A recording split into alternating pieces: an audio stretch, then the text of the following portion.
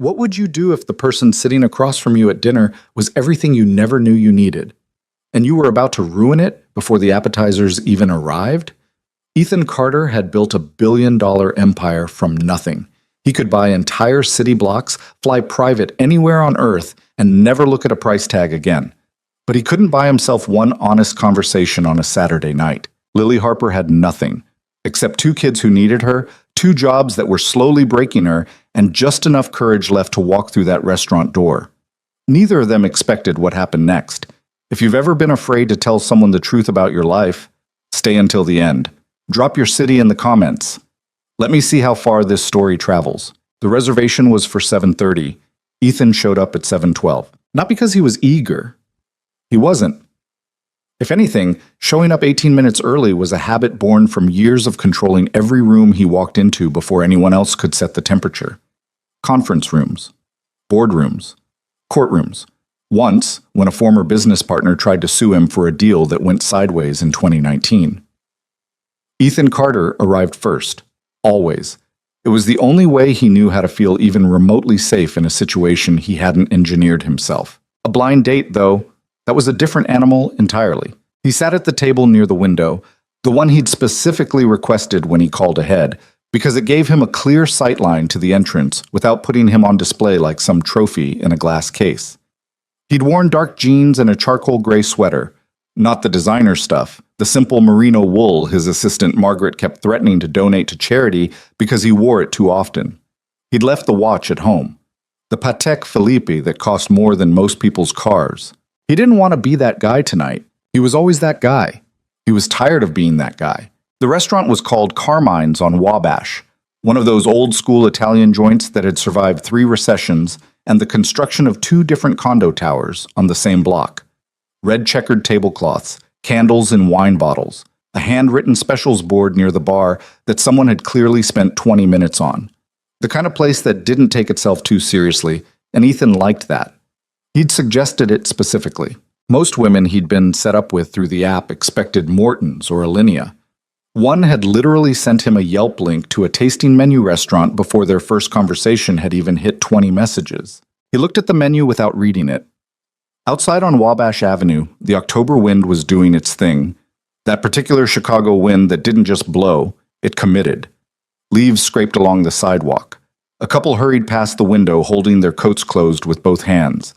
The city had that specific autumn feeling of something ending, of everything getting ready to go to sleep. Ethan's phone buzzed. He turned it face down without looking. He told Margaret, his assistant, his scheduler, his first line of defense against the chaos of running a company, that he was unavailable from 7 to 10. She'd stared at him for a full 3 seconds before writing it down, which was her version of screaming. Margaret had worked for him for 6 years. She could communicate entire paragraphs with the angle of her eyebrows. He picked up his water glass, set it back down, picked up his phone, put it in his pocket. The problem with blind dates, with any dates really, was that there was no data. No deck to review beforehand, no way to prepare. He could study a competitor's quarterly earnings in 40 minutes and find 3 weaknesses they didn't even know they had. He could walk into a negotiation knowing every person in the room's professional history, their pressure points, what they'd eaten for lunch. But sitting at a table in a restaurant waiting for a woman he'd exchanged maybe 30 messages with over 2 weeks, he had nothing. He pulled her profile up on his phone. Lily Harper, 30 years old, Chicago, Illinois. The photos showed a woman with dark hair that fell past her shoulders and eyes the color of strong coffee. Not the watered-down kind, the real stuff. She was smiling in every photo. Not the forced, camera-conscious smile he saw constantly at charity events and company parties. A real one. The kind that reached the corners of her eyes and made her whole face look like it was in on the joke. Her bio was 3 sentences. Most people wrote novels about themselves, their love of hiking and brunch and living authentically. Lily had written, "I work too much and sleep too little. I'm better in person than I am on paper, looking for someone honest." He'd swiped right in under 2 seconds. They'd matched. She'd messaged first, "So what do you actually do? Your profile says tech, which tells me literally nothing." He'd laughed out loud. Alone in his penthouse at 11:30 at night, sitting on a couch that cost $14,000, he'd laughed at a text message like a teenager. "Fair," he'd typed back. I run a software company. It's less exciting than it sounds. Is it though? Because software company sounds deeply, profoundly unexciting. So you're saying it's even worse than that? He'd looked at the ceiling for a moment. We make logistics infrastructure tools for mid-market supply chains. Oh, good. I was afraid it might be boring. He'd messaged her every day after that. The restaurant's front door opened with a small bell, and a cold draft cut through the warm room. Ethan looked up. Later, if anyone asked him to describe the moment, he would struggle. Not because nothing happened, because too much happened in too short a time, and his brain, the same brain that could hold 50 variables of a contract negotiation simultaneously, short-circuited somewhere between the bell above the door and the moment Lily Harper looked around the restaurant and found his eyes across the room. She was wearing a burgundy coat that had seen better days. One of the buttons near the collar was slightly off, like she'd refastened it in a hurry. Her hair was down, pushed a little sideways by the wind. She was carrying a purse on her left shoulder and had her right hand pressed flat against her coat, like she was trying to physically calm herself down. She was nervous. That was the first thing he clocked. Not because it made him feel superior, it was the opposite. Seeing that she was nervous made something in his chest do something complicated. She spotted him. He raised one hand, half a wave, nothing dramatic, and she smiled. The same smile from the photos, the one that reached her eyes. And he felt the specific anxiety of the past 18 minutes evaporate like morning fog. She walked toward him and he stood because his mother had been very clear about certain things, even if she wasn't around anymore to enforce them. Ethan? That's me. He pulled out the chair across from him. She paused for half a second. He couldn't tell if she was surprised or touched, and sat down. Sorry, I think I'm like 2 minutes late, she said, unwrapping her scarf. The red line was doing that thing where it just stops in a tunnel and doesn't explain itself. The red line does that constantly. Every time. You'd think I'd account for it by now. She finally got the scarf off and draped it over the back of her chair. I have been taking the red line for 8 years. 8 years of optimism. She laughed. A real laugh, short and genuine. And the last of his tension walked out the door. I'm Lily, she said, like he might have forgotten. I know. He sat back down. You look like your photos. Is that a compliment or a low bar? Definitely a compliment. Half the people on that app look like their photos the way a movie poster looks like the actual movie. She tilted her head. That's weirdly specific. I've been on 3 of these. 3 total? She sounded genuinely surprised. You're on a dating app and you've only been on 3 dates? 4, counting tonight. Okay, but how long have you been on the app? He hesitated. 11 months. Her eyes widened slightly. Ethan, that's like a date every 3 months. I've been busy. Everyone's busy. I've been very busy. She studied him for a moment, not unkindly. Okay, I believe you. You have the face of someone who is very busy. He wasn't sure what that meant, but he decided to take it as a compliment. The waiter appeared, a young guy named Danny, according to his name tag, who ran through the specials with the practice speed of someone who'd delivered this monologue 600 times. Neither of them opened their menus. Danny left. They didn't notice. Can I ask you something? Lily said. Yeah. Why did you actually get on the app, like the real reason? She rested her chin in her hand, elbow on the table. Not the answer you'd give if someone asked at a dinner party. Ethan picked up his water glass, bought himself 2 seconds. The dinner party answer was something like, I've been so focused on work for so long, I figured it was time to put myself out there. Smooth, acceptable, revealing nothing. My daughter, he said instead. She's 7.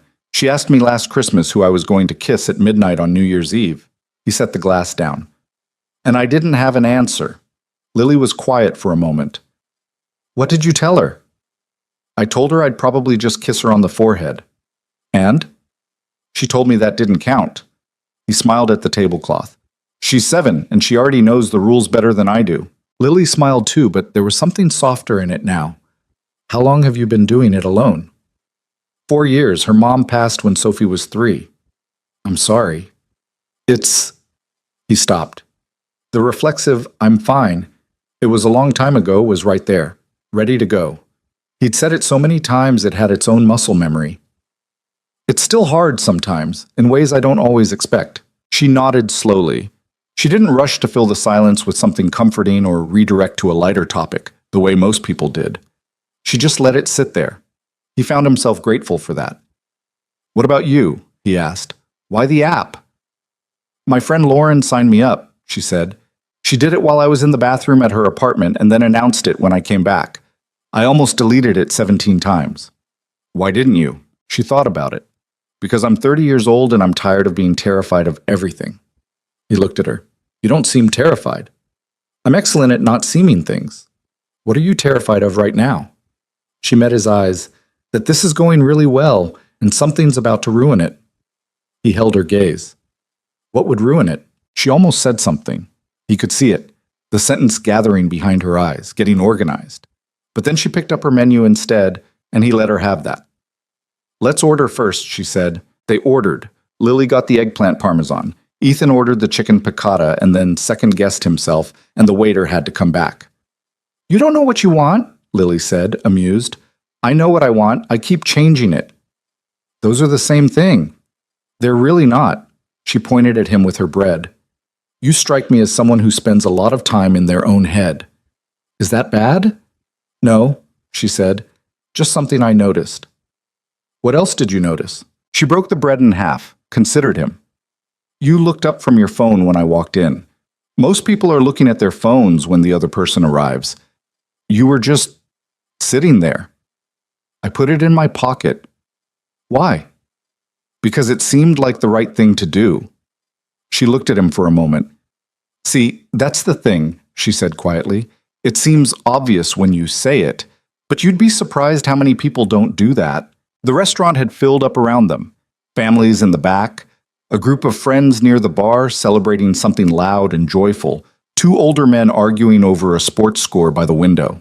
The candle between Ethan and Lily threw soft light across the table, and the wine was good, and the bread was warm, and for a long stretch of time they just talked.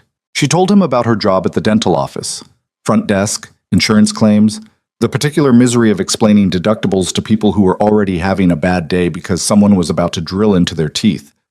She told him about the second job, picking up weekend shifts at a hotel catering banquet events, setting tables, breaking them down, carrying things that were too heavy and pretending they weren't. He listened. He didn't offer advice, didn't suggest solutions, didn't look at her the way some people looked at her when she described her life, that flicker of something uncomfortable, like they couldn't quite figure out where to put the information. He just listened. "It sounds exhausting," he said. "It is." She said it without embarrassment. "But it's fine. It's what's needed right now." "What's needed for what?" She paused, picked up her wine glass, put it back down. "For my kids." The word landed on the table between them like a stone dropped in still water. Ethan waited. Lily watched his face. He could feel her watching, reading him the way people read situations when they've been burned before and learned to look for the fire before they could smell the smoke. "I have 2, she said. "Marcus is 8. Emma is 5. She held herself very still, like she'd stepped out onto ice and was waiting to hear if it would crack. Ethan set down his fork. He did it slowly, the way you set something down when you want to make sure you don't make any sudden movements. Not because he needed to think about what to say, but because he could see what was happening. He could see the preparation behind her eyes, the practiced calm of someone getting ready to absorb a blow they'd already taken before. She was expecting him to leave, not physically, not right this second, but she was expecting the shift, the slight cooling of the air between them, the way men found reasons to wrap things up early, made vague noises about being in touch, then went quiet. He'd met women who'd done the same thing with Sophie, who'd smiled too wide when he mentioned he had a daughter, and then found reasons not to schedule a second date. He understood, in a way he hadn't expected, exactly what this moment cost her. "How old did you say?" he asked. She blinked. 8 and 5. "What are their names?" She looked at him like the question didn't make sense. "Marcus and Emma." "Marcus." He repeated it like he was filing it away. "Is he the one who told you to make sure the next guy is nice?" Her lips parted slightly. "How did you—" "You mentioned it. In the chat. 3 weeks ago." He picked up his fork again. "You said he told you that, and you thought it was the saddest and funniest thing you'd ever heard." Lily stared at him. "Marcus," she repeated softly, like the name sounded different coming back to her. "Yeah." He speared a piece of chicken. He sounds like a practical kid. He is. Her voice had changed. There was something unsteady in it now. Not sadness exactly, but something adjacent to it. The thing that happens when you brace for impact and the impact doesn't come. He really is. 5-year-old Emma. Does she have strong opinions yet, or is that coming? Lily let out a breath that was halfway to a laugh. She's been a strong opinion since conception. We are fully in the era of Emma opinions. Sophie's the same way. She told me last week that I was putting her barrettes in wrong. She was very calm about it, worse than if she'd yelled. The calm disappointment, Lily said, devastating. Completely. They looked at each other across the table. You didn't... She stopped. Didn't what? Nothing. You can say it. She pressed her lips together, looked at the tablecloth for a moment. You didn't flinch. He let that sit for a second. Was I supposed to? Most people do. Most people are idiots. She laughed, a real one, surprised out of her, and she pressed the back of her hand to her mouth to catch it. Ethan, I'm serious. He leaned back in his chair. You're sitting across from me after working 2 jobs all week. You came here on the red line in this. He glanced at the coat draped over her chair. That wind is brutal tonight, and you're nervous about telling me the most honest thing about yourself. That's not a red flag. That's just your life. She was quiet for a moment. You make it sound simple, she said. It is simple. He paused. The feeling of it isn't, but the thing itself is simple. Outside the window, a city bus rumbled past. The candle flickered. By 9:15, the dinner plates had been cleared, and Danny had stopped by twice to offer dessert with the patient persistence of someone working toward a tip. They ordered tiramisu to share, not because either of them was particularly hungry anymore, but because neither of them wanted to ask for the check. Asking for the check meant deciding if the night was over, and neither of them was ready to make that decision. Lily was on her second glass of wine. Ethan was still on his first. Tell me about your company, she said. Not the boring version, the real version. The boring version is the real version. Then why did you build it? He turned the stem of his wine glass between his fingers.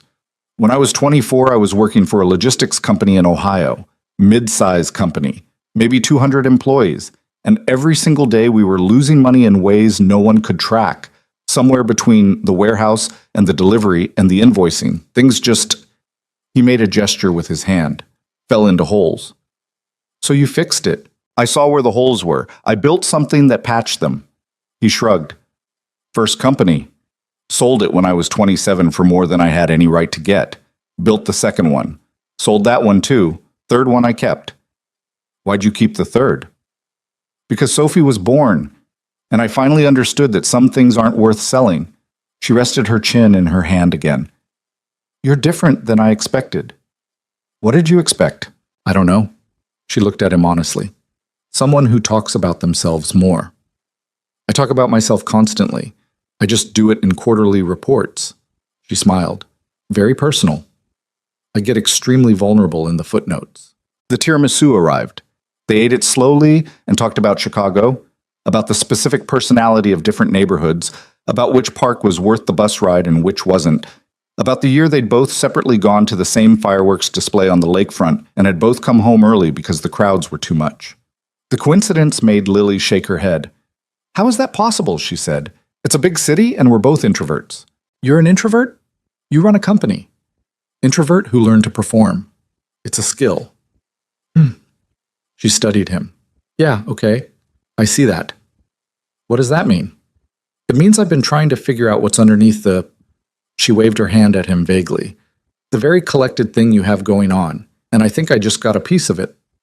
And? And nothing. It's just interesting. Interesting good or interesting cautionary?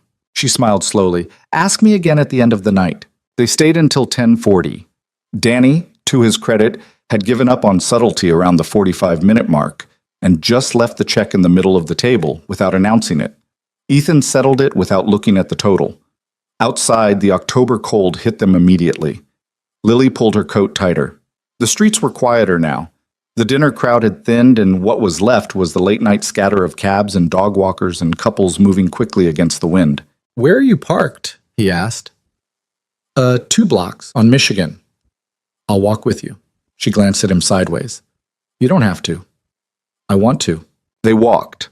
The wind made conversation difficult, so for half a block they just moved side by side in the specific, comfortable silence of two people who had just spent 3 hours talking and didn't need to fill every space. Ethan noticed that she walked fast. Not anxiously, just efficiently, like someone who had learned to cover ground quickly. They reached her car.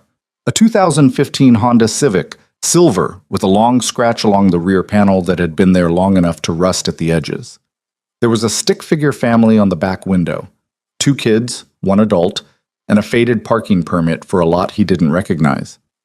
She pulled out her keys, then stopped, turned to him. In the wash of the streetlight, he could see something working in her expression, the thing she'd been holding back, or not all the way back, all evening. I want to say something, she said. Okay. I don't usually... I've gotten pretty good at not getting my hopes up about anything. She was looking at him steadily. And I came tonight ready to be disappointed, because that's just... She exhaled. That's just what I do now. It's like a reflex. That sounds exhausting. It is.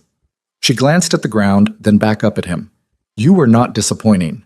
The way she said it was so plainly, carefully honest, stripped of performance, without the arch delivery that would have made it cute rather than real, that it hit him somewhere he hadn't expected.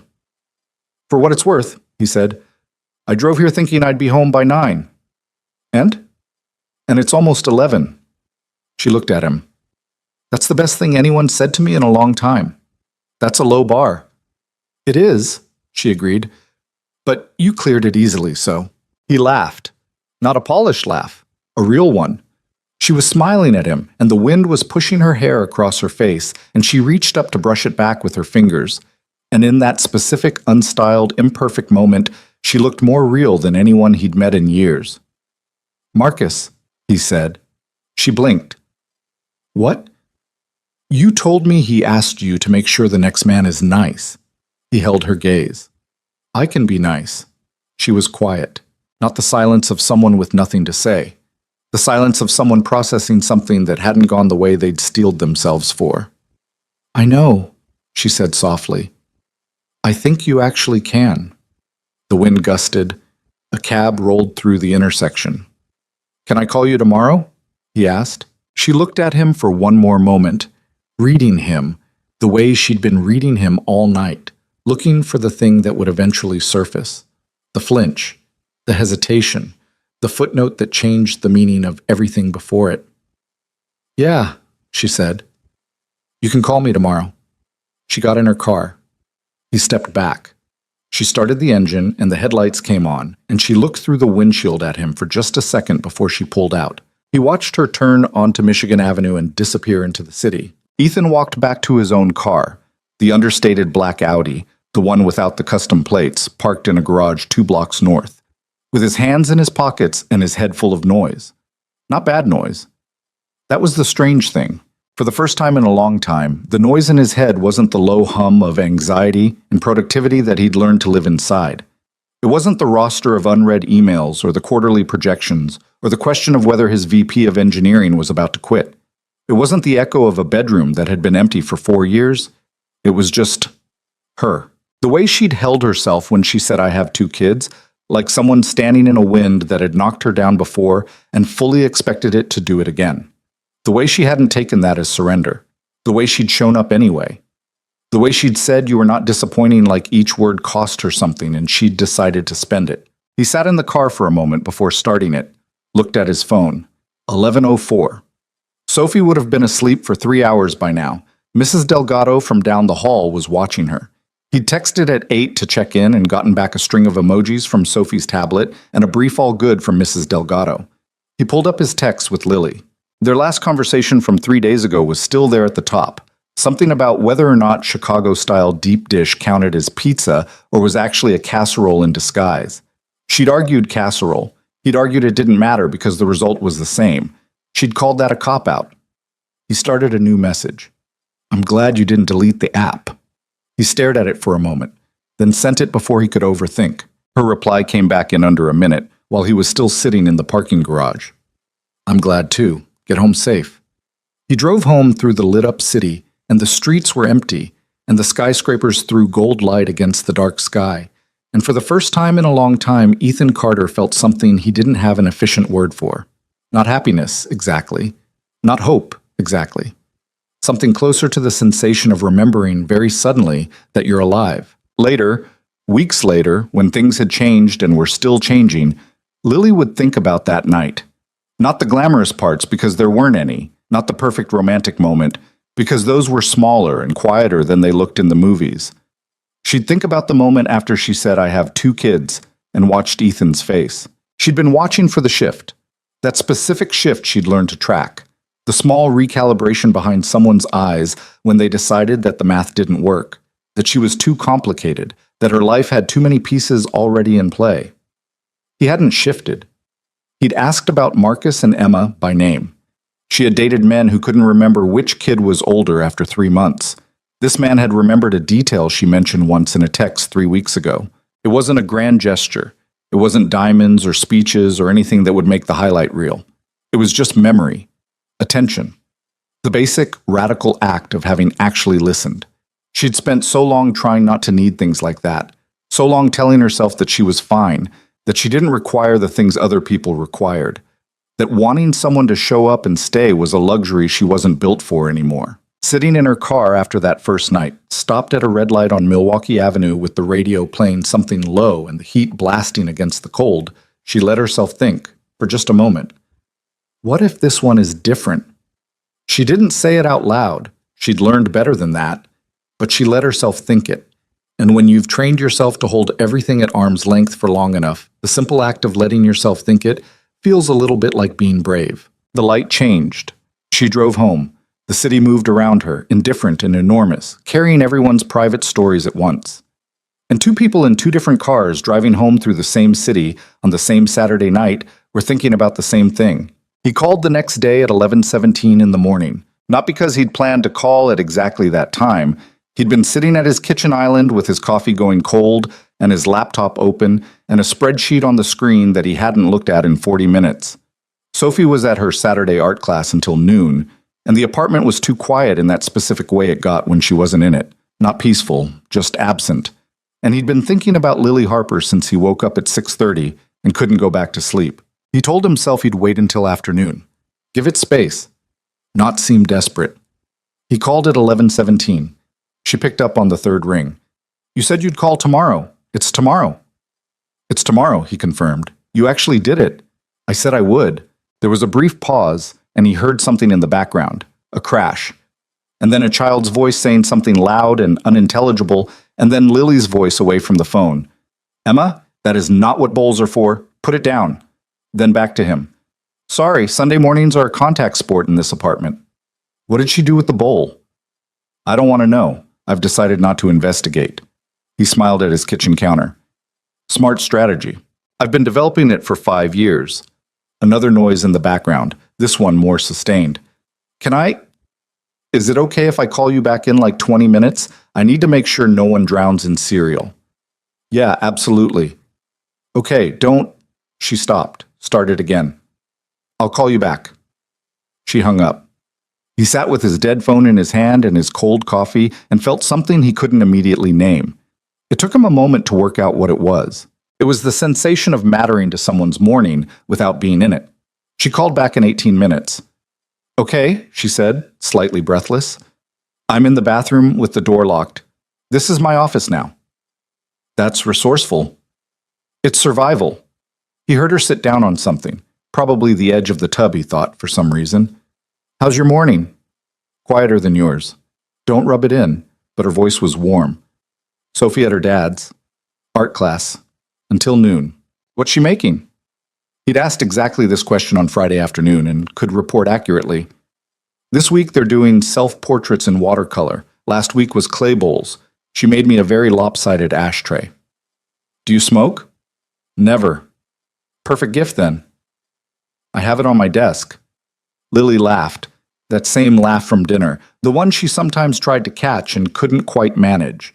He already liked that laugh more than he had any right to after 1 date and 2 phone calls. So, she said, and the word had a question in it that she hadn't finished yet. So, he said back. Last night was... She paused. He waited. It was a good night. It was. I'm not great at this part, she said. The morning after the first date part.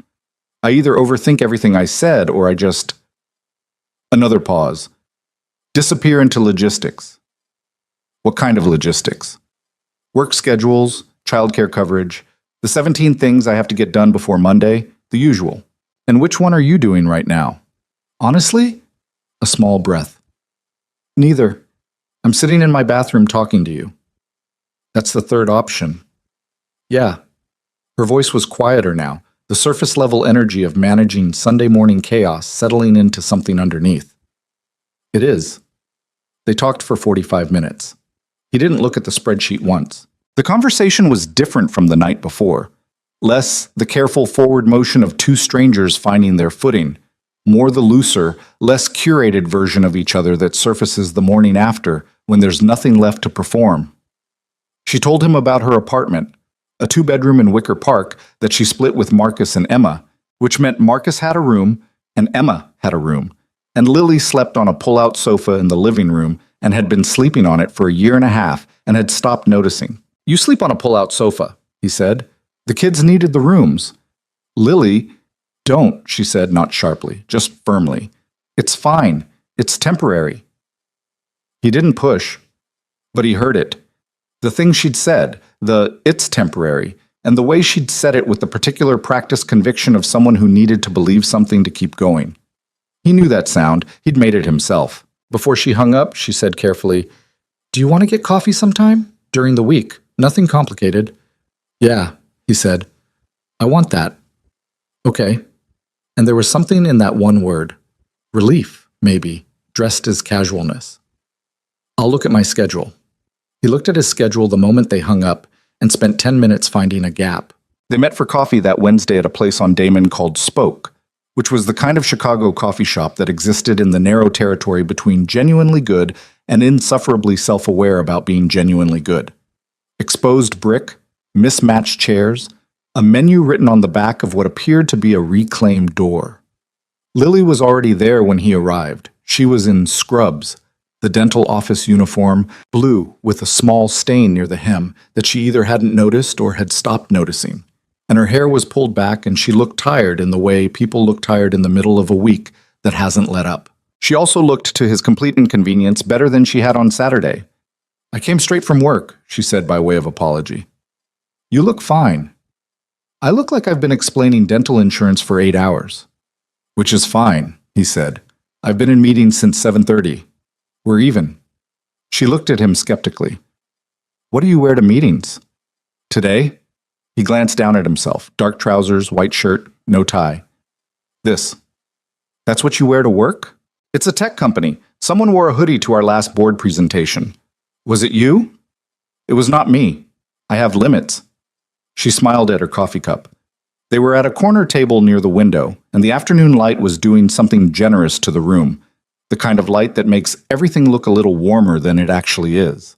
Outside, the Damon Avenue foot traffic moved in both directions, everyone leaning slightly into the wind. "Can I ask you something?" she said. "You can always ask me something."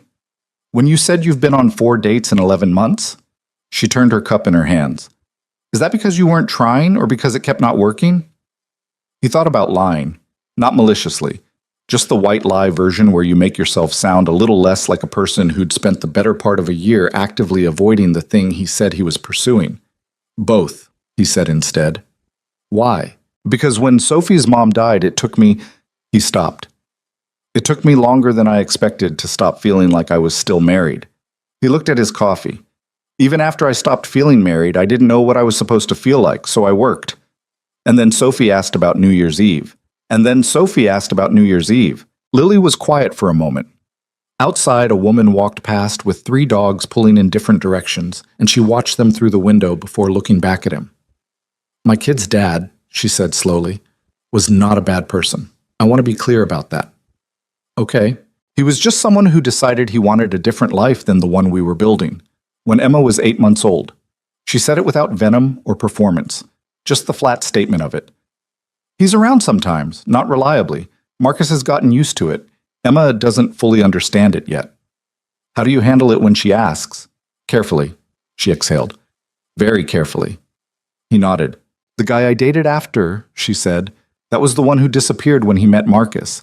They met at a park, nothing planned. Marcus had a bad day, and he was cranky and not remotely interested in making a good impression. And I watched this man's face, and I could just... She shook her head. See it happen. The whole calculation. And 2 weeks later, he stopped answering texts. How old was Marcus? 6. Ethan was quiet for a moment.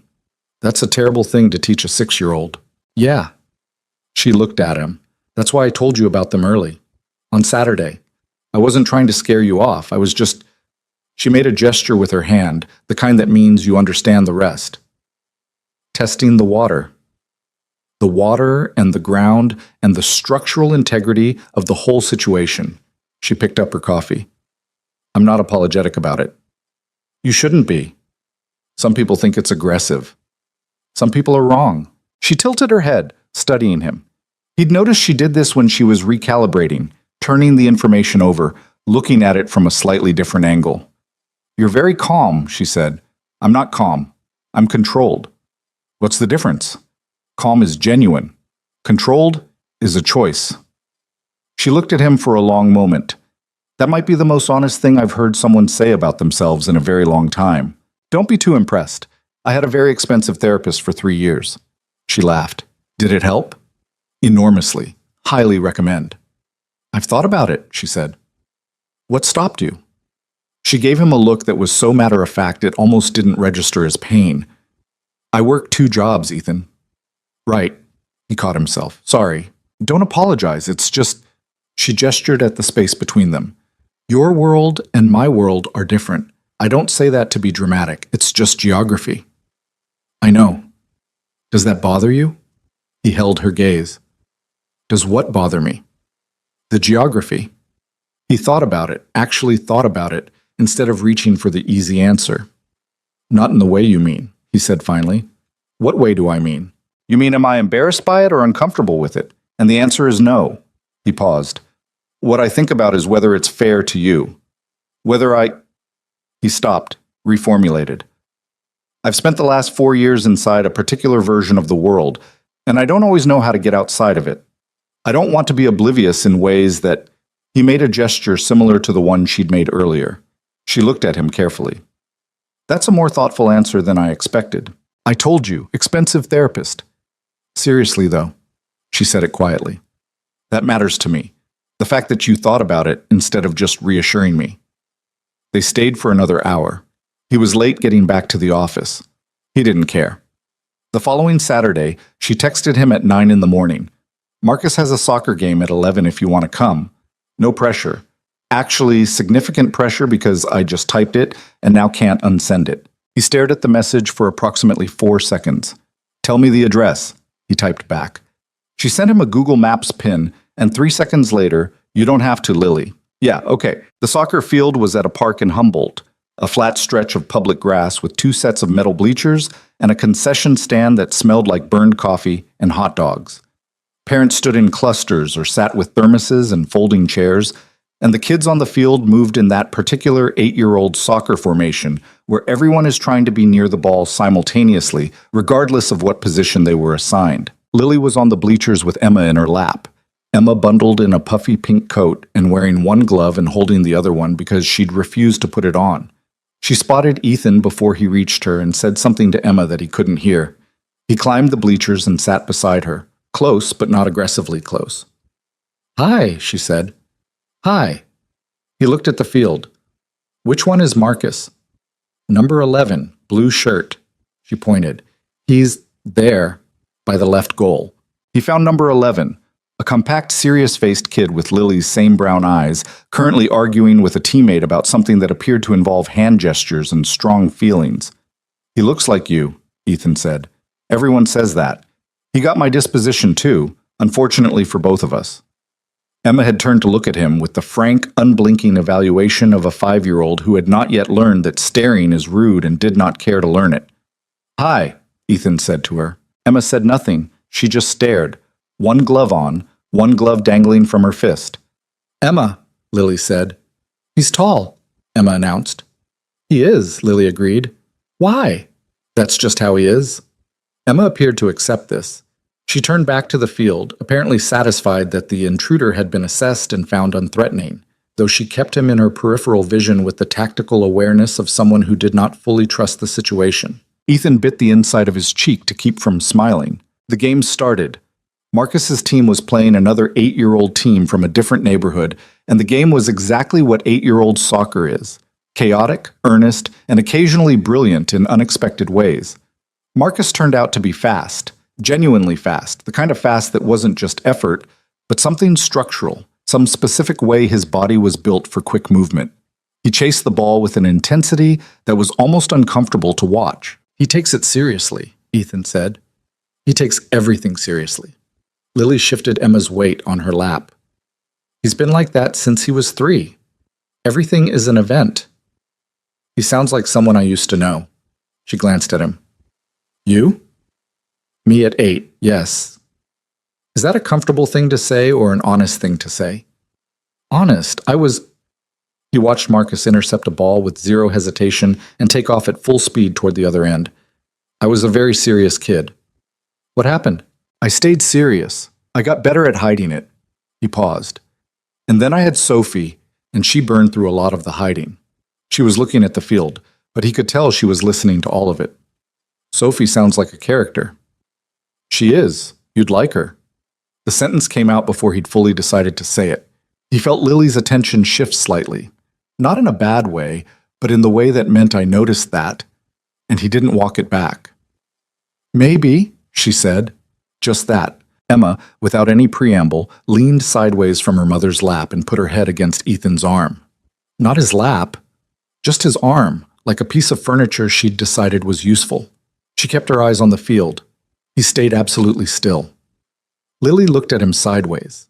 He could feel her reading him again, watching for discomfort or uncertainty or the performance of being fine with something he wasn't actually fine with. He reached into his jacket pocket and produced the granola bar he'd grabbed on his way out of the apartment and held it out toward Emma, who assessed it without moving her head. Is that peanut? Lily asked. No, oats and honey. The wrapper's in my pocket if you want to check. She looked at him, then at Emma. Emma, do you want it? Emma took the granola bar, sat back up straight, and went about opening it with the focused efficiency of someone who had made a decision and was done discussing it. Marcus scored in the 22nd minute. He didn't celebrate the way kids do on TV, with running and arms out and screaming. He just pumped his fist once, looked at the sideline until he found his mother's face in the bleachers, and nodded. Like they had an agreement. Lily caught it. She nodded back. Ethan watched this exchange happen in under 3 seconds and felt something in his chest that he didn't try to name. After the game, Marcus's team won 3-1. Lily took the kids to the concession stand and Ethan hung back, giving her space, which he'd been calibrating carefully all morning. He wasn't trying to be present and absent at the same time, just trying to read where the edges were. He was standing near the bleachers watching the other families disperse when he heard footsteps, and turned to find Marcus standing about 5 feet away, looking at him. The kid had his soccer bag over one shoulder and mud on both knees, and was regarding Ethan with the same measuring stillness that Lily had when she first sat down across from him at Carmine's on Wabash. You're the guy my mom went to dinner with, Marcus said. I am. I'm Ethan. She said your name. Good things, I hope. Marcus considered this. She said you were nice. That's accurate, mostly. Mostly? I'm also sometimes very boring at parties. Marcus's expression didn't change, but something around his eyes did, like he was filing that away. I'm Marcus. I know. I watched you play. You're fast. The kid's chin came up slightly. Not pride exactly. More like acknowledgement. My coach says I need to work on passing. Your coach is probably right. I know. He paused. Did you play soccer? Football. When I was about your age. Were you good? Average. I was better at things you could do alone. Like what? Ethan thought about it honestly. Running, coding, eventually, reading. Marcus looked at him for another moment. My mom doesn't bring people to my games. I know. She told me. Why'd she bring you? It was a direct question, no softening on it, delivered with the specific gravity of an 8-year-old who had figured out that adults sometimes said things around the edges of what they actually meant and wanted to skip that part. Ethan appreciated it more than he expected to. "She invited me," he said, "and I wanted to come." "Why?" "Because I like your mom, and because she talked about you." Marcus looked at the ground for a moment, then back up. "Are you going to disappear?" The question landed flat and clean in the cold morning air. Ethan didn't look away. "No." "You don't know that." "That's true." He said it without flinching, "but I'm not planning on it." Marcus held his gaze for 3 full seconds, which is a long time for an 8-year-old and feels even longer when you're being measured by one. Then he nodded. "Once." Picked up his soccer bag and walked toward the concession stand where Lily was handing Emma a cup of hot chocolate. Ethan exhaled. He stood there in the cold park air, hands in his pockets, watching a woman in a second-hand coat divide her attention between 2 children and somehow make the whole difficult thing look ordinary, and he understood something he hadn't quite let himself understand before. He was already in this. He wasn't standing at the edge of something, deciding. He'd stopped standing at the edge at some point between the restaurant and the coffee shop and this soccer field, and he hadn't noticed it happening until right now, with the cold wind off the park and the sound of the concession stand shutting down and Marcus's serious 8-year-old voice still in his ears. "Are you going to disappear?" Lily looked up from the concession stand and found him across the park. She raised her eyebrows slightly. "You okay?" And he nodded. She looked at him for a second longer, then went back to Emma and the hot chocolate. He walked toward them. 2 weeks after that, he told Margaret to block Thursday evenings permanently. When she asked why, he said it was personal. She wrote it down without the eyebrow. He and Lily had settled into Thursday evenings. Not every Thursday, not with any formal declaration, just an informal rhythm that established itself the way rhythms do when 2 people keep choosing the same thing. Sometimes it was dinner. Sometimes it was just coffee and a walk when the weather wasn't punishing. Once it was a late afternoon movie that neither of them particularly liked, but neither of them suggested leaving because the point had never really been the movie. She told him things slowly, not in any orchestrated way, just the gradual accumulation of information that happens when someone is deciding in real time how much of themselves to let through the door. He learned that she hadn't had health insurance for 2 years and was terrified every time one of the kids got a fever. He learned that Marcus had been in therapy since his father left, twice a month, a therapist named Dr. Okonkwo, who Marcus referred to only as my guy, which was apparently a whole thing. He learned that Lily had taken 1 college semester before money ran out, and that she kept the textbooks because she told herself she'd go back, and that they were now living in a box in the back of her closet that she hadn't opened in 3 years. He didn't offer to fix things. That had been a conscious decision, and a hard one, because the specific way his brain worked, the problem identification, solution architecture thing that had made him wealthy, made it physically uncomfortable to hear about a problem he could theoretically solve and say nothing. But he understood. At some level he was still figuring out that offering to fix it would change what they were. He told her things too, slowly, the way he'd actually felt the night Claire died. Not grief exactly, not at first. More like the terrifying suspension of a world that had stopped making any structural sense, and the very specific loneliness of grieving someone while also trying to care for a 3-year-old who didn't understand why Daddy kept going into the bathroom and closing the door. He told her about the year he'd more or less run his company from the couch while Sophie slept because he was afraid to be more than 15 feet from her. He told her that he still sometimes woke at 3 in the morning from a dream he couldn't remember, and lay there in the dark for 20 minutes before he could make himself go back to sleep. "Does it get better?" she asked. They were on a walk along the river, their breath-making clouds in the November air. She was asking about grief in general, her own, the chronic low-grade version of it that came from raising kids alone and running out of money and being left by people.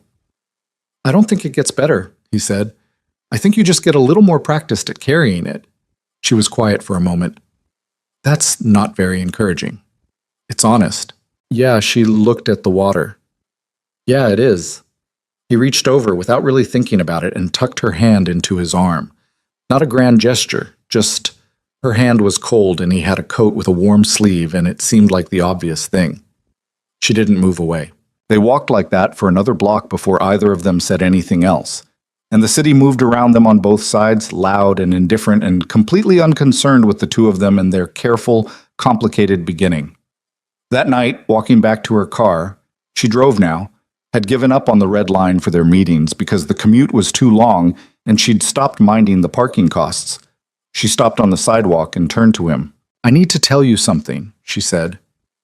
"Okay." "I keep waiting for you to do the thing." "What thing?" "The thing." She made a gesture. "The thing where it goes sideways, where I find out there's a part of you that I can't actually deal with, or a part of my life that you can't actually deal with." He held her gaze. And you keep not doing it." She sounded almost frustrated. "It's very inconvenient." "Deeply sorry." "I'm being serious." "I know." He was. "What do you need from me? To know it's real?" She looked at him for a moment, pulled her coat tighter. "I don't know. Maybe just keep showing up. Don't make promises. Just keep showing up." "That I can do." "Don't say it like it's easy." "It's not easy. I'm saying I can do it." She held his gaze for another second. Then she nodded, just once, like they'd shaken hands on something that mattered and couldn't be undone. "Good night, Ethan." "Good night, Lily." She got in her car. He watched the lights pull away into the night, and he stood there on the cold sidewalk in November feeling the weight of the thing he'd just agreed to. Not with dread, but with the clean, specific gravity of someone who has just made a decision they intend to keep. The city was still loud around him. The wind was still doing its committed, relentless Chicago thing. Somewhere across town, Sophie was asleep in her room, and in Wicker Park, Marcus and Emma were asleep in theirs, and the adults in their lives were standing in the spaces between, learning, slowly and imperfectly, how to stop being so afraid of what it would cost them to stay. The first time Sophie'd met Lily, it was an accident. Not the kind of accident that gets planned and then called an accident afterward to reduce the pressure of it. An actual accident, the kind that arrives sideways on a Wednesday afternoon in late November when three separate things go wrong at the same time, and the solution involves two adults who'd been carefully keeping their lives in separate compartments, suddenly finding themselves in the same room. It started with the dental office calling Lily at 2:15 to tell her the afternoon receptionist had gone home sick, and could she possibly come in for a half shift. It continued with the after-school program at Sophie's school, calling Ethan at 2:43 to inform him that the building's heating system had failed, and they were sending all the kids home early, and could someone please come get Sophie by 3:30. It concluded with Ethan sitting in a board call that he absolutely could not exit, his driver unavailable, Mrs. Delgado not picking up, and exactly one person in his phone whose Thursday afternoon he trusted enough to interrupt. He texted Lily before he fully thought it through. "I have a situation. Sophie's school let out early. I'm stuck in a call I can't leave. My backup isn't answering. Is there any universe where—" She replied in under a minute. "What's her teacher's name and what does Sophie look like?" He stared at the message. "You're at work. I can leave in 20 minutes. Teacher's name." "Lily, you don't have to—" "Ethan. Teacher's name." He typed it out. "Ms. Reyes." Sophie had a green backpack with a dinosaur patch on the front, and as of this morning she'd been wearing a yellow wool hat that she refused to take off indoors or outdoors because she'd decided it was her hat now, and the discussion was over. Lily texted back, "Got it. I'll send you a photo when we're in the car, so you know she's with me." He sat in his board call for the next 20 minutes, contributing approximately 30% of his usual cognitive capacity to the discussion of Q4 projections, and at 3:47 his phone buzzed with a photo. Sophie. In the back seat of Lily's silver Civic. Yellow hat slightly askew, looking at the camera with the specific expression of a 7-year-old who has just been collected from school by a stranger and is reserving judgment. Lily's hand was visible at the edge of the frame, on the steering wheel, the only part of her in the picture. Ethan looked at that photo for longer than was probably appropriate given that he was still technically on a board call. He got out of the call at 4:20 and called Lily immediately. "She's fine," Lily said before he could speak. "She ate a granola bar and told me in significant detail about a disagreement she had with a classmate named Jordan over whose drawing of a horse was more accurate." "That sounds right." "She has very strong opinions about horse anatomy. She went through a horse phase in September. We watched a lot of YouTube videos." She mentioned. A pause, and he could hear the low sound of the city through her car windows. "We're almost at your building. She told me where it was." "She told you?" She said, and I'm quoting, "Daddy lives in the tall silver building that looks like a robot." I figured that was enough to work with. He was already grabbing his coat from the back of his chair. "I'll be downstairs in 3 minutes." He made it in 2. Sophie was on the sidewalk in front of the building when he came through the lobby doors, the yellow hat crammed over her ears and her backpack hanging off one shoulder, talking to Lily with an animation he recognized, the particular full-body expressiveness she deployed when something had genuinely engaged her interest. Lily was crouched down to Sophie's level, hands in her coat pockets, listening with the same focused attention she gave everything, and she was smiling. "Dad," Sophie announced when she saw him, "Lily knows about horses." "Does she?" "She had one, when she was a kid, on a farm in Wisconsin." He looked at Lily, who stood up from her crouch. "You grew up on a farm?" "My grandparents' farm, every summer until I was 12. She said it simply, like it was a detail she'd forgotten was interesting until a 7-year-old made it interesting again. "I haven't thought about that in years." "You should get one," Sophie told her, with the confident authority of someone who had not yet encountered the realities of maintaining livestock. "A horse?" "Yes." "I live in an apartment, sweetie." Sophie considered this. "A small horse, then?" Ethan caught Lily's eye over Sophie's head. Lily pressed her lips together in the specific way that meant she was suppressing a laugh, and he felt something turn over in his chest, warm and entirely inconvenient. He took Sophie's backpack. "Thank you," he said to Lily. "Seriously, you didn't have to do that." "I know." She said it simply. "Can we buy Lily dinner?" Sophie asked, looking between the two of them with the directness of someone who had not yet learned to disguise her intentions. "Because she got me from school, and that is a nice thing, and nice things should get rewarded." "That's an interesting moral framework," Ethan said. "My teacher says it." Lily laughed, and this time she didn't catch it. "I should actually get back. Emma's at her after-school program until 6, and Marcus has a school project." "Just dinner," Sophie said. "Fast dinner. We have a good pizza place." "Sophie, it's around the corner. We go a lot. The guy there knows our order." She looked at Lily. "Do you like pizza?" Lily looked at her for a moment, then at Ethan. He gave her nothing. No rescue and no pressure, just the neutral face of a man who had decided this was not his call.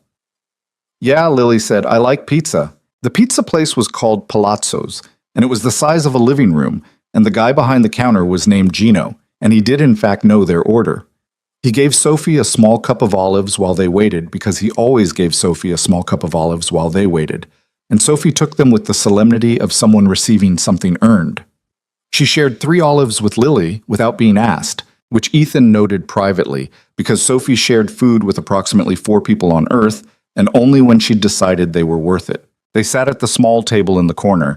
Sophie occupied the conversation for the first 15 minutes with the horse discussion, which expanded to cover other animals she wanted but couldn't have, a brief detour into why dinosaurs were not actually scary if you understood them correctly, and an account of the Jordan horse drawing disagreement that was so detailed, Ethan began to suspect she had been waiting for an audience. Lily was good with her, not performing good, genuinely comfortable, asking questions that showed she was actually listening, not condescending and not falsely enthusiastic. When Sophie said something that was objectively incorrect about dinosaur biology, Lily gently offered the actual information instead of just nodding, and Sophie received the correction without defensiveness because it had been delivered without condescension. He watched this happening and thought about Marcus's question in the park. "Are you going to disappear?" "Sophie," Lily said at one point, breaking into a pause in the conversation, "can I ask you something?" "Yes," Sophie said with a piece of pizza halfway to her mouth. "What do you think makes someone a good friend? Not a best friend, just a good one." Sophie chewed, considered with genuine seriousness. "They remember things," she said finally, "about you. Like what you like and what you don't like, and they don't make fun of you for it." "That's a really good answer." "I know." She bit into her pizza. "Jordan should learn it." Ethan was looking at Lily when Sophie said it, and he saw something move through her expression. Something she pulled back before it fully surfaced, but he'd been paying attention long enough to catch it. Not sadness, something closer to recognition. Later, when dinner was done and Lily was pulling on her coat in the narrow space between tables, Sophie said, from completely out of nowhere, "Are you Daddy's girlfriend?" Lily froze for exactly 1 second. Ethan chose violence and stayed silent. "We're friends," Lily said, carefully. Sophie absorbed this. "Do you like him?" "Sophie," Ethan said. "That's a real question," Sophie said, not looking at him. She was looking at Lily with an expression that was, at this point, simply her natural face. Serious, direct, waiting. Lily looked at her for a moment, then, "Yeah," she said, "I like him." "Good." Sophie picked up her jacket from the back of her chair. "Because he needs someone to like him. He works too much." She said it with the offhand certainty of a comment delivered so many times, it no longer felt like criticism. Then she walked toward the door and pushed it open, letting in a gust of November air. Lily stared at the door she'd gone through. Ethan picked up his card from the table. "She's something," Lily said. "She's relentless is what she is. She's wonderful." She said it quietly, and she meant it. He could tell when Lily meant things. She had no particular gift for or interest in concealing them. He held the door open. She walked through. Outside, Sophie was already a few paces ahead, walking with the single-minded forward motion of a child who knew where she was going. Lily stopped on the sidewalk. "I have to go," she said. "I know. Thank you for dinner." "You drove across the city to pick up my daughter from school. She's easy company." "I'll tell her you said that. It'll go straight to her head." He paused. "Lily." "Yeah?" He couldn't find the right sentence. There was a version of what he wanted to say that was true but not complete, and a version that was complete but too much for a sidewalk on a Wednesday night with his daughter 20 feet ahead, ignoring them with suspicious deliberateness. "I'll call you Thursday," he said. She looked at him for a moment. "Okay. And thank you. For real." She nodded once, walked to her car. And he stood there with the cold air coming off the street, watching her go, and heard Sophie's voice behind him. "Dad, it's cold. Can we go in?" "Yeah," he said. "We can go in." That night, after Sophie was in bed and the apartment was quiet, Ethan sat at the kitchen island with a glass of water and his phone and stayed with the feeling of the evening for a long time before trying to make sense of it. He wasn't sure when it had shifted. There wasn't a single moment he could point to. Not the first dinner, not the soccer game, not the coffee shop on Damon. It was more like water finding its level over time, patient and inevitable. He'd started out careful, which was how he started out with everything. He'd cataloged his own feelings with the same slightly detached efficiency he brought to business decisions, assessing risk, weighing variables, trying to establish where the edges were before committing weight to anything. But somewhere in the last several weeks, he'd run out of distance. He'd used it all up. There was no part of himself left that was standing back and observing. He was just in it, all of it, and the realization didn't frighten him the way he'd expected it to. What frightened him was something else, something he hadn't looked at directly yet. He was scared of what happened to Lily when things didn't work out. Not in a general sense, in a specific, very clear-eyed sense. He'd heard enough of her history, not all of it, but enough, to understand that she had spent years building walls that were not dramatic or self-pitying, just practical. Load-bearing walls. Structures she'd erected because the alternative was being crushed, and she had children who needed her not to be crushed. Every time she let him a little further in, she was dismantling something structural. She was doing it anyway, carefully, with her eyes open. And that meant, if he got this wrong, if he let himself go all the way in and then discovered some version of himself that couldn't do it, he wouldn't just be hurting himself. He picked up his phone, put it down, picked it up again. He typed, "Sophie said to tell you that you're good at listening." Her words. 3 minutes later, "That might be the best review I've ever gotten. She doesn't give them out easily." "I know, she told me." He smiled at his phone in his empty kitchen like an idiot, and for once didn't try to talk himself out of it. 3 days later, on a Saturday, Lily called him at noon while he was in the middle of a grocery run. He was in the cereal aisle trying to remember if they were out of the kind Sophie would eat versus the 17 kinds Sophie refused to eat when his phone rang and he answered without looking. "Hey," she said. And something in that one word was different. He put down the box. "What happened?" "Nothing. It's not an emergency. Marcus is fine. Emma's fine." A pause. "I got a letter this morning from my landlord." He waited. He's selling the building.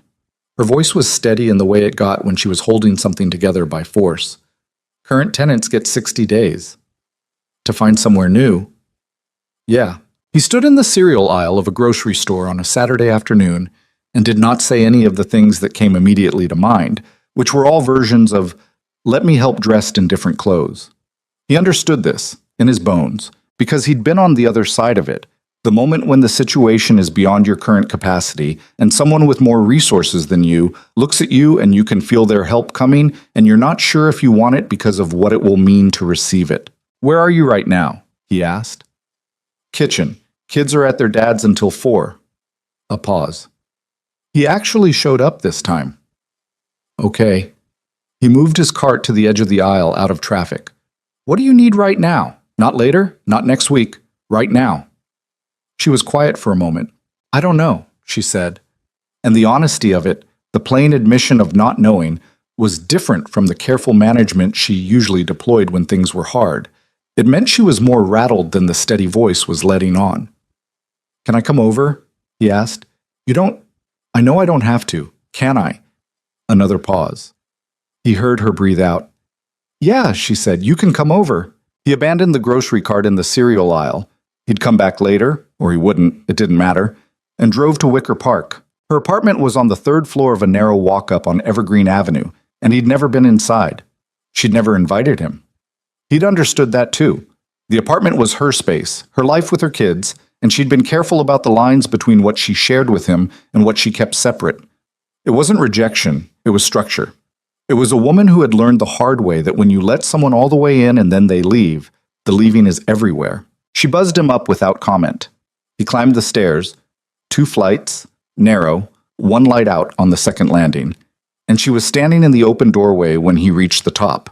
She was in a faded sweatshirt and jeans, her hair up, no makeup, and the apartment behind her was exactly what he'd have imagined if he'd tried. Small, full, completely hers. A couch that had been through some things. A bookshelf that was overcrowded in the specific way of someone who loves books and doesn't have enough shelves. Children's drawings taped to the refrigerator visible through the open kitchen doorway. A pair of small sneakers by the door that were very clearly Emma's because they had a unicorn on them. She stepped back to let him in. He came in and didn't look around with the cataloging eye of someone assessing.